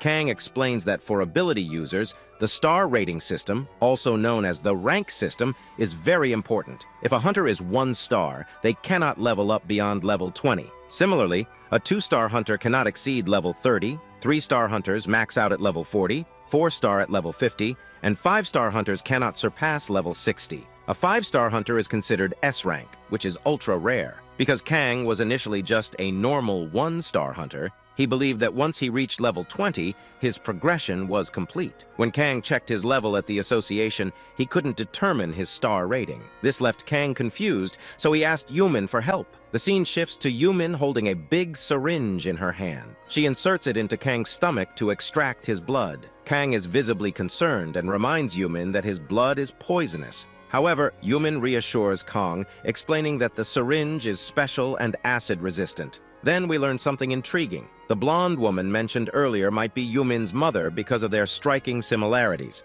Additionally, Yumin works at the same institute as her. After collecting the blood sample, Yumin leaves, and Kang feels excited to discover his true star level. Yumin later reveals that through his research on mana, he discovered that to increase a star level, for example, from 4-star to 5-star, one must train in high-intensity mana areas. Wealthy individuals often build training centers with high mana concentrations for this purpose. However, it is only possible to upgrade a maximum of 1 star in a lifetime. Kong, after hearing all this information, decides he still doesn't know his exact star rank, but realizes the mana intensity in Hell is an advantage. Determined to grow stronger, Kang decides to spend the remaining 9 days in Hell to prepare for the next quest. The scene transitions to Kang sitting in a dimly lit room. Using his creation ability, Kong merges all the rare items he has collected, creating a legendary black dagger. Not stopping there, Kong combines all the purple moose he gathered, along with crystal moose, to create a high-intensity, legendary crystal stone. A single bite of this stone will restore all of Kong's mana. Observing all of this, Rainer and Curson watch Kong silently. Suddenly, Kong starts laughing maniacally. In a creepy tone, Kong calls for Curson. Kang's psychopathic, evil smile intensifies as he contemplates what command to give Curson. Finally, Kang tells Curson with a demonic smirk to bring all the rare and epic items from Curson's village and offer them to Kang. In return, Kang promises to give Curson a very good reward. After that, the scene shifts, and we see a purple-colored celestial star gazing at Kong with intense focus from the sky. The atmosphere grows heavier, setting the tone for what's to come. The scene transitions, and we learn that 9 days have passed. Kong appears exhausted but triumphant after forging incredible items. Kong has crafted the right arm of Orchesti, a legendary item, and a legendary sword blade. Through his creation skill, Kong discovered that combining rare items allows him to create legendary items. However, Kong notices something unsettling. Despite their legendary status, the item's effects seem normalized. Their power doesn't provide the dangerous effects Kong had hoped for. This realization frustrates him. Kong decides to use both the legendary blade and his new right arm in battle. His right arm doubles his battle power, and the black dagger adds another multiplier of 2, resulting in 4 times his combat strength. With a single slash, Kang tests his new strength. The entire wall in front of him is almost split in 2. This display of power demonstrates the intense training Kang has endured over the past days. He has pushed his body to the limits of torture, breaking his bones, damaging his body, and pouring acid on himself to increase his endurance and HP. Kang has even bathed in acid to make his blood more poisonous. Now equipped with his improved body and new equipment, Kang stands tall, wondering, will this be enough for the next quest? A moment of silence follows before the system notifies Kang. The Starving Star is observing Kang and has issued a new quest. The task: chase monsters for 24 hours and survive for 24 hours. The quest's description highlights its overwhelming difficulty, but promises an interesting reward. Desperate to grow stronger, Kang accepts the quest without hesitation. But as soon as he accepts, multiple stars appear in the sky. These celestial entities include the Shattering Star, Wister Star, Conqueror Star, Monster Star, and Struggling Star. Each of them begins observing Kang intensely, their excitement palpable for what's about to unfold. Suddenly, the quest forcefully upgrades into a hidden quest. The system notifies Kang of the new reality, and we see an enormous 1,000-foot snake slither into view, accompanied by an army of millions of monsters. This, we learn, was the doing of the Shattering Star. The real quest is revealed. Kang must survive for 48 hours while being chased and attacked by the entire army of the Shattering Star. The revelation terrifies Kang. He stands there, paralyzed in fear and surprise, but Kang's horror doesn't end there. The system notifies him that he has been cursed. Kang, already overwhelmed, is left stunned by the word curse. Then another notification appears with a single cryptic word, tasty. Kang is paralyzed, the word tasty looping in his mind. He doesn't understand its meaning, but begins to wonder if his body has become tasty. Kang stands like a stone statue, trying to decipher the message. On the other hand, we are shown a mysterious being approaching Kang. After then, we see Kang is still standing in the same place like a statue. After that, Kang touches his body and asks, was that tasty word spoken for Kang's body? But suddenly Kang feels a very strange sensation. As soon as Kang turns, we see that from behind, Curson and Rainer are both drooling. Kang also feels this strange vibe. He turns back and notices that Rainer and Curson are looking at him with an intense hunger, drooling uncontrollably. They come closer to Kang, staring at him as if he is some delicious dish. Seeing this, Kang gets scared, runs intensely back a few steps and shouts, "Stay away from me, you crazy people!" On the other hand, Rainer explains to Kang with a mischievous smile that Kang has suddenly become very tasty. She asks, "Can I take just one tasty bite of your little pee-pee?" I mean your body. Hearing this, Kang gets even more startled and screams at Rainer, asking, "What does tasty mean to you, Rainer?" On the other hand, Rainer's condition worsens. She touches her tongue seductively while still drooling and explains to Kang with a sly tone that this curse has probably made Kang's body irresistibly delicious. Rainer adds that she wants to cook Kang's body in different ways and make various dishes. After that, Rainer tells Kang that although she is a monster, she is also an end-game boss, so she can control her hunger. She explains that, as a fairy, she had promised that after the end of the world, she would devour all living monsters. Rainer comes close to Kang's face, holds his nose, and says, "All the people of the starving star are like this. It's a hell full of greedy beings that live in an eat-or-be-eaten world." Suddenly, Kang hears a strange noise. As he turns back, he notices Kursen's hypnotized eyes full of intense hunger, as if Kursen is ready to eat him alive. Kang gets startled, but Rainer snaps out of it, becomes very scared, and walks away, telling Kang, "I didn't have any weird thoughts about eating you." Kang tells Rainer to wipe her drool before talking to him again. Standing still, Kang feels very worried and doesn't know what to do. He realizes that because his body has become so tasty, all the monsters in hell will now come to eat him. While Kang is deep in thought, the wall of his safe house starts to shake violently. Everyone is surprised. Kang immediately takes out his black dagger and breaks the door. Suddenly, a deep red fog moves towards Kang's body. All the fog enters his body, and it is revealed that the fog was made of mosquitoes, some of the deadliest creatures in hell. They sit on Kang's body and start sucking his blood. However, as soon as they do, all the mosquitoes drop dead because Kang's blood is poisonous. Kang becomes very angry because he was terrified for nothing. It was just mosquitoes. He starts smashing the dead mosquitoes in frustration. Suddenly, Rainer appears and tells Kang that these mosquitoes are one of the fastest monsters in hell. If they found Kang, it means other monsters will also come. Hearing this, Kang steps out of his room, and purple feathers start flying around him. As Kang looks up, he notices the sky has turned reddish purple. A huge, creepy moon looms overhead, casting an ominous glow. Kang also notices electric wires in the sky, and atop the buildings are countless black pigeon shadows. Kang looks closely and realizes that they are all zombified pigeons. The sight is terrifyingly creepy. However, Kang starts laughing loudly and taunts the pigeons, asking, "Are you going to kill me, you mere pigeons?" But as soon as Kang says this, the pigeons start acting very weirdly, as if they understand his words. The pigeons get enraged and suddenly dive to the ground, chasing Kang. At the same time, hundreds and thousands of mosquitoes join the chase. Kang starts running at full speed with Kursen right behind him, both searching for a safe place. While running, Kang asks Kursen if there's a safe place in his village. Kursen, knowing that Kang's presence would destroy the village, lies and says,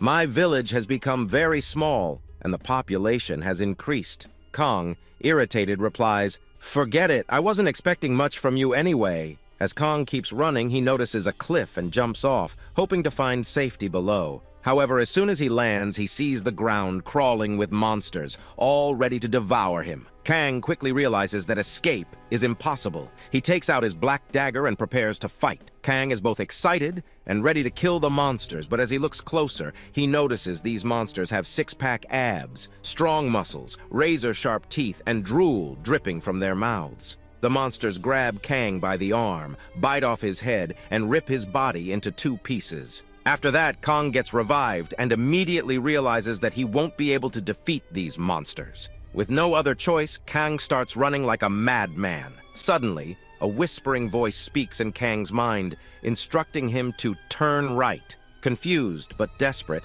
Kang obeys the voice and turns right. The voice speaks again, whispering that this isn't just a hallucination. Kang starts to doubt his sanity, thinking he's going crazy and talking to himself. But the voice reassures Kang that it's real and tells him to follow its instructions if he wants to stay alive. Already on edge, Kang grows even more nervous. He questions what on earth is happening to him, but with no other options, Kang decides to trust the voice. Each time it guides him, Kang follows. As Kang takes another sharp turn, he notices the monsters chasing him, colliding with walls, unable to match his sudden changes in direction. For the first time, Kang feels like he has a chance to escape. However, Kang's relief is short-lived as he reaches a dead end. Before him lies a massive pile of rubble resembling a cave. From within the cave, 6 deadly red eyes glare at Kang. He immediately realizes he is in deep trouble. Kang freezes in fear as a 100-foot-tall tarantula emerges from the rubble. Its razor-sharp, tentacle-like legs glisten ominously. The spider unleashes its special web attack, and the whispering voice in Kang's mind shouts at him to dodge right. Kang narrowly avoids the web, which traps the monsters chasing him. For a moment, Kang breathes a sigh of relief, but quickly checks his system and discovers that the spider is level 87. The realization sends a chill down Kang's spine. His face pales, and he's overwhelmed with fear. The whispering voice reassures him that the spider is under its control. Confused, Kang demands to know who the voice belongs to. Finally, the voice reveals itself. It is the Whispering Star, the golden-colored celestial that had granted Kang a small amount of power in the past, unlocking his abilities. The Whispering Star materializes, and we see she is a sexy, hot angel with an air of mystery. She attempts to hypnotize Kang, offering him an irresistible deal. She tells Kang that if he makes her his master, he can end this mission here and now. The angel seductively whispers to Kang, holding his neck and chest while leaning in closer. She insists she has always wanted someone like him. The Whispering Star promises that if Kang agrees to a connection with her, he will gain everything he desires. Intrigued, Kang asks what benefits he would receive by joining her. The angel smirks and claims she has no ulterior motives. She warns Kang that if Nag will hear what other Celestial have plans for Kang, he will immediately choose her. Hearing this, Kang asks, if other Celestials have utter motives for him, is she a saint? Why she want to help Kang? Also for free. Then the angel holds his cheeks in a creepy way and says, I like you. She then bizarrely puts her fingers in his ears, mouth, and nose and whispered, I want to get smashed by you, my boy, leaving Kang in a hypnotized state. The angel multiplies herself using a shadow clone jutsu technique and envelops Kang with her ethereal forms. She hugs Kang with her large chest, pulling him deeper into an ocean. Kang feels like he is drowning in deep water. However, something jolts him back to reality. He snaps out of the hallucination and defiantly declares, I have a girlfriend. And damn, I must say, Kang is loyal. The scene shifts, revealing Whispering Star standing silently, her disappointment palpable. She doesn't utter a word, just stares at Kang with an unreadable expression. Kang, on the other hand, assumes she is furious and braces for an outburst.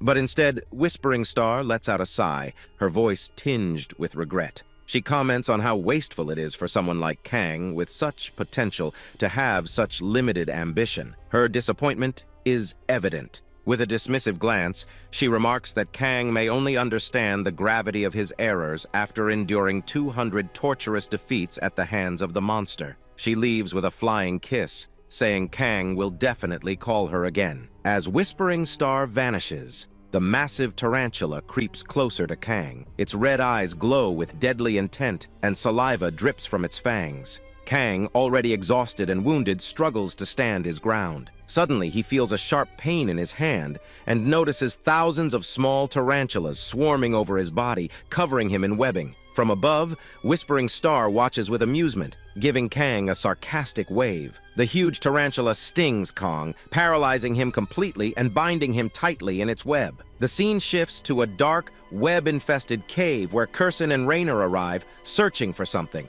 They find mummified web-like cocoons hanging from the cave ceiling. Among them, Rainer locates Kang and tears open the webbing. Kang emerges, lifeless and unresponsive, as if his soul has left his body. Kirsan lifts him, unsure of how to revive him. Rainer, with a grin, suggests a solution. He punches Kang in the stomach, almost stopping his breath. Kang gasps and regains consciousness. Kurson urgently tells Kang they need to escape before the tarantula returns. Meanwhile, Rainer, demanding his reward for saving Kang, insists on drinking Kang's blood. Kang loses his temper, shouting in anger at Rainer. Amid the chaos, a strange camaraderie forms, creating a bittersweet emotional moment. As they head out of the cave, Kirsan notices something unusual in Kang's hand. "What is that?" he asks. Kang, confused, examines his hand and is stunned to see a black gauntlet with 6 fingers. The gauntlet looks dangerously powerful. Whispering Star's voice echoes faintly,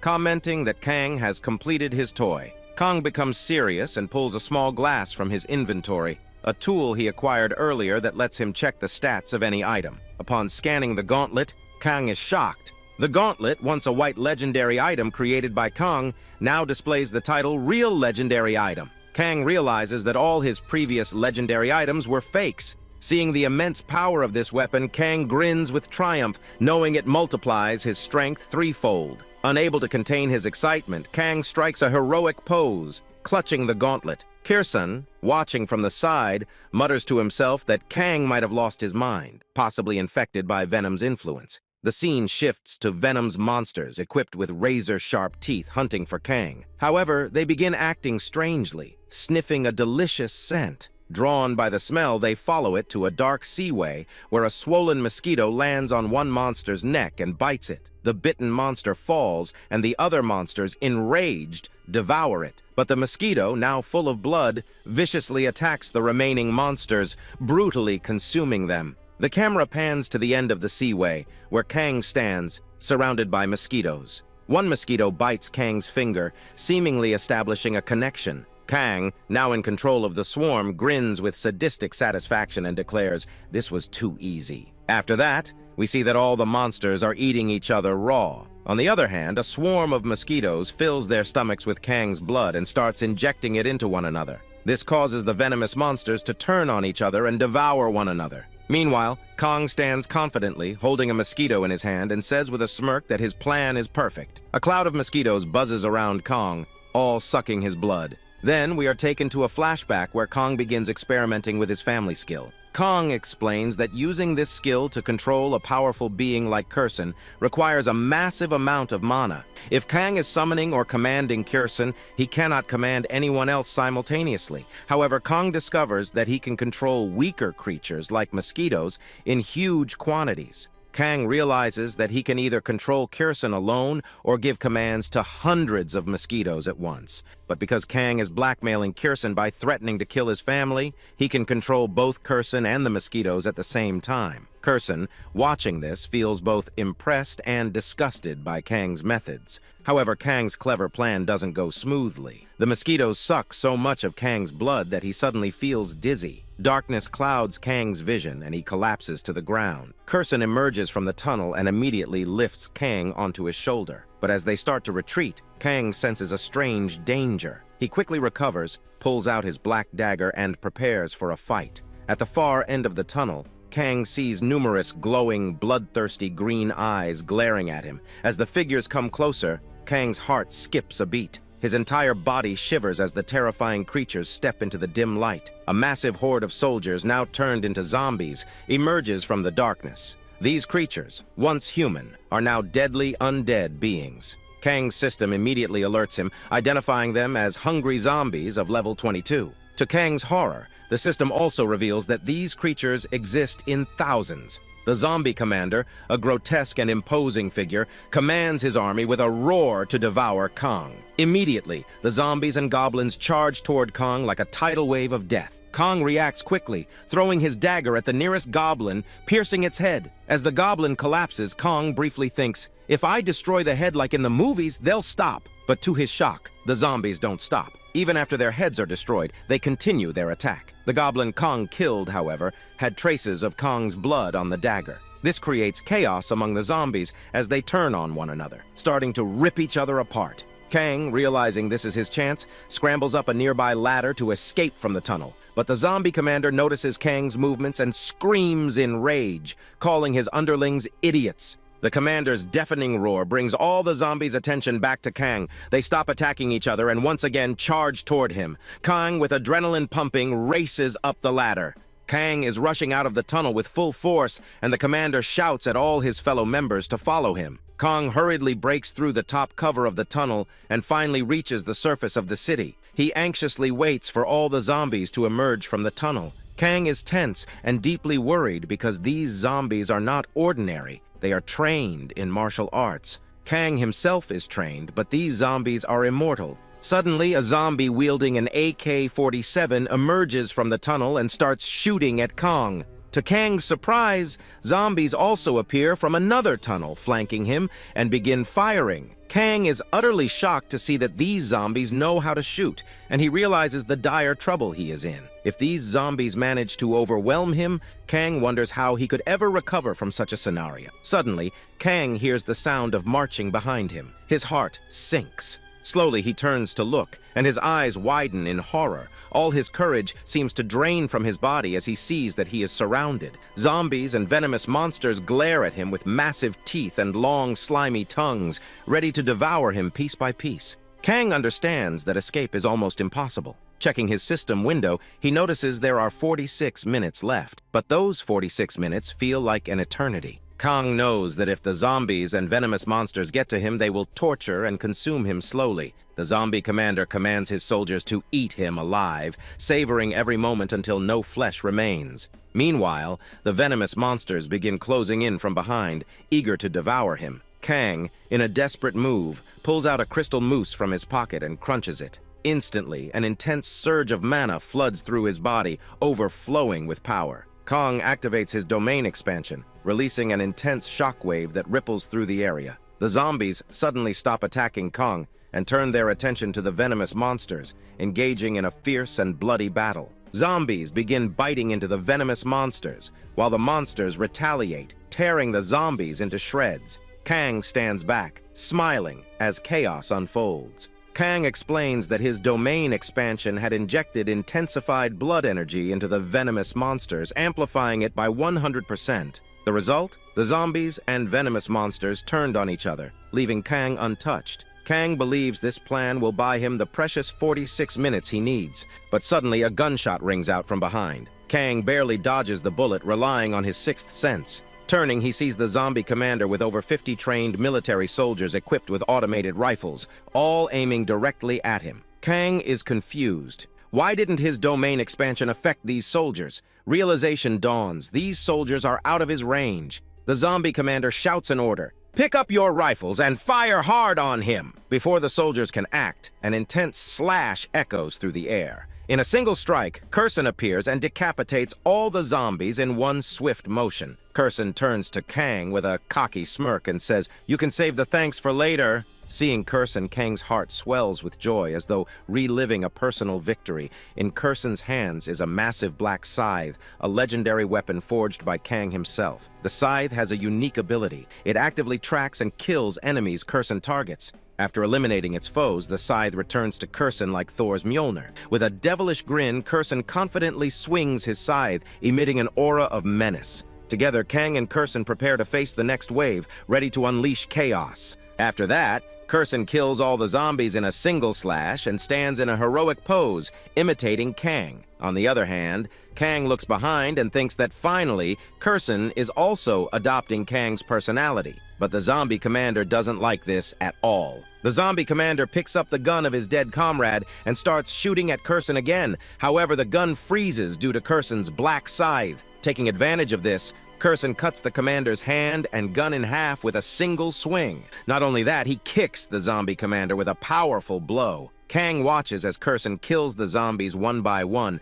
and thinks that if it were a few days earlier, even if Kang had ordered Curson to do a task, Curson wouldn't have done it properly. But ever since Kang gave Curson the black scythe as a gift, Curson has become totally tame. Curson seems to like Kang a lot now and listens to everything Kang says. While Kang is lost in these thoughts, the Venom Hulk monster hits Kang with a powerful smash. Kang barely dodges and finds himself surrounded as the monsters close in on him. Due to the effect of Kang's domain expansion, the zombies catch the Venom monster again, and another fight breaks out between the zombies and the Venom monster. Kang looks to his left and right, noticing the increasing number of zombies and Venom monsters. To make matters worse, Kang's domain expansion starts to fade. Kang is having a hard time surviving the situation, but then a massive, humongous red tornado appears in the sky. It is a swarm of mosquitoes. Seeing the mosquitoes, Kang realizes he might have to use his secret weapon. Kang tells himself that it took him a long time to create this weapon, and he isn't even sure if it will work.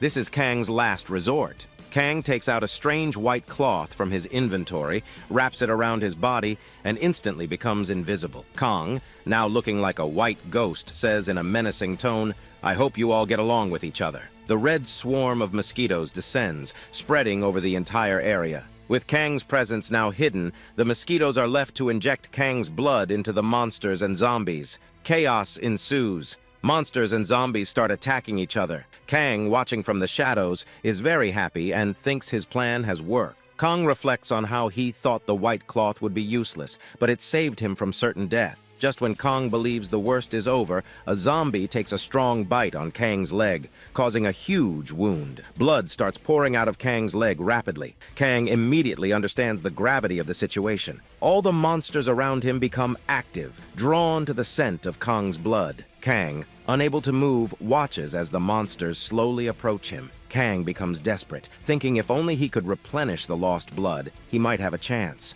Suddenly, Kang notices the blood of monsters pooling on the ground. A sinister smile spreads across Kang's face as he commands his team of mosquitoes to suck the blood from the venomous monsters. The mosquitoes obey, draining the monsters of their blood. The monsters collapse, turning into skeletons. The mosquitoes then inject the venomous blood into Kang. As the monster blood enters Kang's body, he screams like a madman. A shockwave emanates from him, sending all the mosquitoes flying. Kang starts experiencing intense pain, losing consciousness, vomiting, and collapsing onto the floor, crying intensely. But when a monster approaches to deliver the final blow, swinging its claw to cut Kang's neck, something unexpected happens. The monster's hand shatters upon impact. In an instant, Kang flies through the air and cuts off the monster's right hand. When Kang's full form is revealed, his face resembles a zombified monster. Kang starts laughing like a psychopath, his laughter echoing like a maniac. Suddenly, Kang lets out a menacing roar. Kang becomes a bloodthirsty monster. He wears a white cloak, resembling a moon knight, and flies into the air with a menacing presence. Kang lands forcefully on the back of a venomous monster, crushing its spine with sheer power. With immense strength, Kang grabs the mouth of the venomous creature, forcing it open. His teeth transform into razor-sharp fangs, mirroring those of the venomous monster. Kang widens his mouth and with a crunch bites off the monster's head, consuming it whole. The system immediately notifies Kang that he has absorbed a new type of blood. All the characteristics of the venomous monster are now part of Kang's body. Additionally, the system announces that his ability will increase by 30%. However, there's a drawback. Kang's body becomes immobilized as the monster's blood spreads through his veins. Kang collapses on the spot, unable to move. Suddenly, Kang feels an excruciating pain coursing through his body. He looks at his hand and notices enlarged veins and shriveled flesh. His heart feels like it's being crushed, and the agony is so intense that Kang screams loudly, his mouth opening like a madman. It feels as though every part of his body is being devoured. Meanwhile, the scene shifts, showing Kang in this torment, slaughtering zombie monsters like a raging beast. The system continues to notify Kang, declaring that constellations such as the Starving Star, Conquering Star, Whispering Star, and Monarch Star are watching him intently. Kang looks up, addressing the constellations with a defiant snarl, saying that they enjoy watching people in agony, forcing them to beg for help. But Kang is not like other people. Even if he stands at the brink of death, Kang will never plead for their aid. With a mighty roar, Kang leaps into the air and slams back to the ground with a bam, creating a powerful shockwave that sends everything around him tumbling. He moves at blinding speed, annihilating every zombie monster that crosses his path. However, his energy suddenly depletes, and he collapses to the ground. A massive, hulking venom monster, rippling with six-pack abs, jumps into the air and slams onto Kang with a thunderous bam, crushing his ribcage. The venom monster grabs Kang's head, pressing it hard into the ground. Meanwhile, 5 more monsters, equally bulging with muscle, land around him. They take turns pummeling Kang's stomach with relentless blows, causing his intestines to spill out. The pain becomes unbearable as Kang's body writhes in torment. Suddenly, 5 to 6 more venom monsters appear, surrounding Kang's head. They open their gnawing, razor-sharp mouths, ready to devour him alive. All the monsters are devouring Kang's stomach, legs, and neck. The creatures are eating Kang slowly, bit by bit, and with every passing moment, Kang's body is losing its life. The problem here is that as soon as Kang's health drops below 10%, the system restores Kang's health again, and the monsters continue eating Kang's body parts. This turns into an endless cycle, but suddenly Kang's inner demon awakens. Kang bites into a monster's neck with his razor-sharp teeth and eats its head in one vicious blow. After that, Kang goes crazy. Kang shouts, "All the fucking bastards will be eaten one by one!" Kang stands up, blood dripping from his mouth, and declares, "I will fucking tear you limb from limb, every single one of you!" Saying this, Kong roars loudly and leaps into the air. One by one, he grabs the heads of the venomous monsters and smashes them like watermelons. Not only that, Kong starts enjoying this primal rage. One after another, Kang devours the monsters whole. With a psychopathic grin, Kang says, "You came to eat me, right? Well, now I will eat you all." On the other hand, the scene shifts. We see the lower body of the zombie commander completely destroyed as it drags itself away from the battlefield. The zombie commander, now trembling, looks at Kang and thinks, "This human, he's more dangerous than any monster." The zombie commander no longer wants to eat Kang. All it wants is to escape this horror. But as the zombie commander moves forward, it sees something terrifying. Sitting atop a pile of corpses, devouring every last bit, is none other than Kong. Kong genuinely looks like a bloodthirsty demon. Seeing Kong, the zombie commander freezes in fear, its condition worsening with every passing second. Kong's razor-sharp teeth gleam under the blood-red moon. Slowly, Kong steps forward toward the zombie commander. His red, glowing eyes pierce through the darkness. The zombie commander is so scared it feels like it will pee its pants. Kong, as though there's no humanity left in him, advances toward the zombie commander. Desperate, the zombie commander slashes Kang's lower leg. Despite the attack, Kang limps forward like an unstoppable zombie. With an animalistic rage, Kang swings his hand and completely blows away the zombie commander's right shoulder. Kong leaps forward, landing right in front of the commander, and sinks his teeth into the monster's face, ripping it apart. Kong devours the entire face of the zombie commander, leaving it unrecognizable. Within 48 minutes, Kong eats every single monster in sight. With nothing left to destroy, Kong collapses, finally taking a moment to rest. The system notifies Kong. Quest completed. Kang was supposed to receive a silver chest, but due to his extraordinary performance, he will receive a golden chest. The curse on Kang's body is also deactivated, and all side effects are removed. The system gives Kang another notification. You have absorbed a part of the monster into your body. Finally, Kang slowly opens his eyes, taking a deep breath of relief. He looks at the red sky, where the ominous red moon is clearly visible. Kang feels an intense hunger clawing at him and wonders if this hunger will one day kill him. But for now, Kang relaxes, thinking this hellish quest is finally over. Before Kang can enjoy his relief, he hears a horn blaring loudly behind him. The sound sends a chill down his spine. Kang stands up, ready for another battle, and sees a huge black shadow army approaching him. The nightmare is far from over. After that, shadows begin to appear. Kong notices a strange group of masked individuals dancing and singing as if celebrating a festival. They play instruments while moving closer to him. Among them, one figure stands out, a person wearing a black mask, with a black seal pack, tape wrapped around their face, and riding a massive angelfish monster holding a red iron handle like a horse rider. Kang's eyes widen as he sees not just one, but hundreds of orcs, each with a black seal on their face and pieces of wood tied around their necks, pulling a grand carriage. All these monsters have levels ranging from 50 to 120. The sheer power radiating from them leaves Kong's condition deteriorating rapidly. He wonders who or what could possibly command such terrifying creatures. Finally, the carriage halts. From inside, a dark, elegant shadow slowly descends. Standing tall in front of Kong, the figure speaks. I never thought humans were still alive in this world. The shadow's full appearance is revealed, and Kong is left speechless. The being is stunningly gorgeous, but undeniably demonic, with black skin adorned with intricate gold jewelry. With a maniacal, psychopathic smile, he repeats, I never thought humans were still alive in this world. Kong notices the name Kawaro appear, marked at level 118. A shiver runs down Kong's spine. Kawaro steps closer, his piercing eyes locked on Kong. He taunts Kang, questioning how such a low-level human has managed to survive. Kawaro leans in, tasting the blood from Kang's cheek, smirking as he comments on its quality. Without warning, Kawaro kneels, picks up the decapitated head of a zombie, and brings it before Kong's feet. Kang, already terrified, watches as Kawaro performs a magical spell, and miraculously, Kong's injured leg is fully restored. Standing elegantly, Kawaro moves a little ahead of Kong and beckons him, saying in a regal tone, Follow me! Something as precious as you should be welcomed with a glorious occasion and the finest food. Kawaro then asks Kang, Are you from the family of the Shattering Star?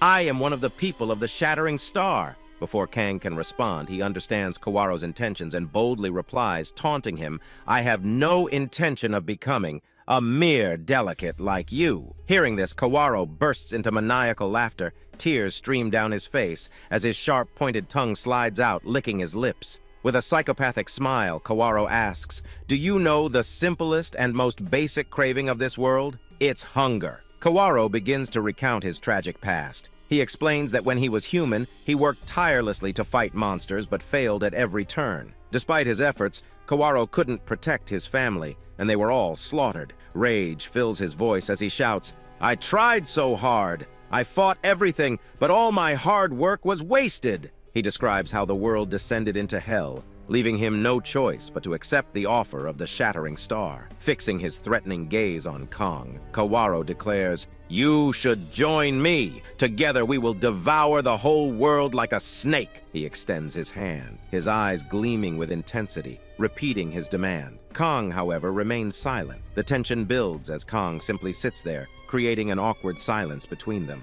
Meanwhile, back on Earth, Yumin senses that Kong is in grave danger, her instincts screaming for answers. Now back to hell. Kang slowly deactivates the gauntlet on his right hand and tells Kawara with a sly smile that maybe now Kang has no option left. Kang slowly gets up and walks toward Kawara. Kawara assumes that Kang has come to join him, and all the weird masked monsters watch closely. Kong approaches, holds Kawara's hands elegantly, and suddenly bites his hand. Kawara screams in pain and throws Kang away, shouting, "How dare a damn beast bite royalty like Kawara?" On the other hand, Kang gets up, dusts himself off, and taunts Kawara. "Why does the taste of your blood feel worse than a zombie's?" "Oh, wait, I know. It's because a traitor's blood should taste that way." The word traitor echoes in Kawara's mind. Furious, Kawara sticks out his tongue, licking his own face, and growls in anger. "How dare you call Kawara a traitor?" With rage, Kawara steps in front of Kang and declares, "The last human in hell should die. Kawara gave you plenty of chances, but you love to die, don't you?" But Kang smirks, his confidence unwavering. Kong knows Kawara can't kill him. The Shattering Star clearly has plans for Kang, plans that won't allow his death. Kang taunts Kawara further, his smirk widening, knowing no matter what Kawara does, Kang won't die. Infuriated, Kawara grabs Kang by the throat and floods Kang's body with his deadly aura. Slowly, Kong's body starts to burn. Kawara watches Kong suffering with glee and says mockingly, "Can you believe you're calling Kawara a traitor? Do you even know the past? Did you really fall from the sky? Does Kong truly think Kawara sided with the monsters to exterminate all humans? You know nothing of the past, so don't you dare call Kawara a traitor." Just as Kang is on the brink of death, Kawara senses an intense aura from behind. The system notifies Kawara. The Monarch Celestial Star is warning you. A massive shockwave erupts, sending Kawara flying far away. Kong slips from Kawara's grasp and collapses to the ground, unconscious. The Celestial Star's power reverberates, knocking Kawara's entire group away as well. Panicked, Kawara slams his head into the ground, begging for forgiveness. "I didn't know the Celestial Star had a plan for him." Trembling, Kawara gathers his group and flees. Meanwhile, Kong lies motionless on the ground, still unconscious, as the remnants of the Celestial Star's shockwave linger in the air. Finally, after a long time, Kang comes to his senses and slowly starts getting up from his place. Kang is very irritated and angry. He spreads his hands, looks up at the sky, and shouts to the Celestials that they can do anything they want, but Kang will never surrender to them. Exhausted, Kong falls to the ground and becomes unconscious. He remains on the ground for almost half an hour. During this time, Kang gets a vision of Yumin waiting for him on Earth. In his dream, Yumin is calling out to him. Finally, Kang opens his eyes and sees Rainer standing over him. Rainer opens her eyes wide and shows her thigh to Kang. Confused, Kang asks, "What did you do with your thigh, Rainer?" Rainer calmly explains that Kang was unconscious on the ground, and while unconscious, Kang bit her thigh and sucked her blood. Rainer assures Kang that it's fine because she has no problem with it, as Rainer always sucks Kong's blood. She adds that when Kong sucked his blood, Kang's health improved, and Rainer had also sucked Kang's blood while he was unconscious. Kang is startled, but decides to check his rewards. As soon as he does, he notices a purple-silver chest with a snake icon on it. Kang understands that this chest is going to be very special. He opens it and finds a platinum card. Kang had seen silver and gold cards before, but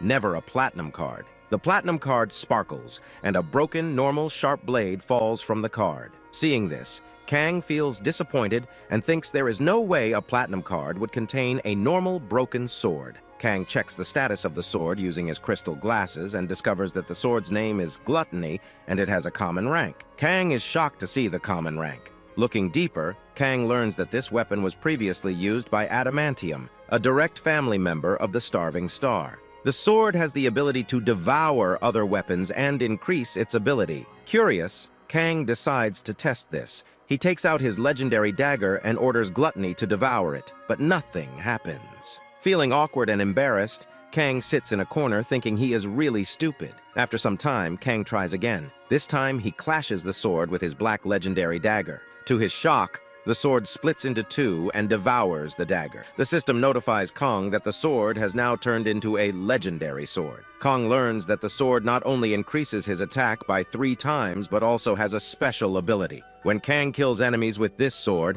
all his allies' health will increase. Seeing this, Kang proudly tells Raynor that this sword will make him even more powerful. Raynor smiles and says she hopes so because it will make Kang's blood tastier, and she can suck it more. Startled, Kang realizes that Raynor only cares about his blood. The scene shifts, and Kang is seen holding a candle as he enters the same dark room where he previously saw the skeleton human. He sits on the skeleton's desk, talking to it like an old friend. Kang calls the skeleton Old Man, and tells him he respects him for staying with humanity until the end and not losing his sanity. Kang admires that. Even in a world where humans turned into monsters or zombies, the skeleton kept his humanity. Kang searches the skeleton's desk, hoping to find information about his family or past, but finds nothing except a scrapbook. Curious, Kang opens it and is shocked. His eyes widen as he reads through the scrapbook. It contains crucial information about Earth's history, the arrival of Hell's first dungeon, the catastrophic events that followed, and how to fix everything. Excited, Kang exits the building with the scrapbook, giving a confident smile. He looks back at the skeleton's room one last time and vows that he will not let the skeleton's efforts go to waste. Kang promises to use the scrapbook to save humanity and prevent Earth from turning into hell. Well, I think the skeleton and Kang might be connected. Is the skeleton Kang's ancestor? Or perhaps it's Kang himself from a distant future? Only time will tell. Well, that's the end of this video. Don't forget to like and comment on your favorite part. The next part will come as soon as we hit the like goal of 7,000. Until then, goodbye and see you in the next video.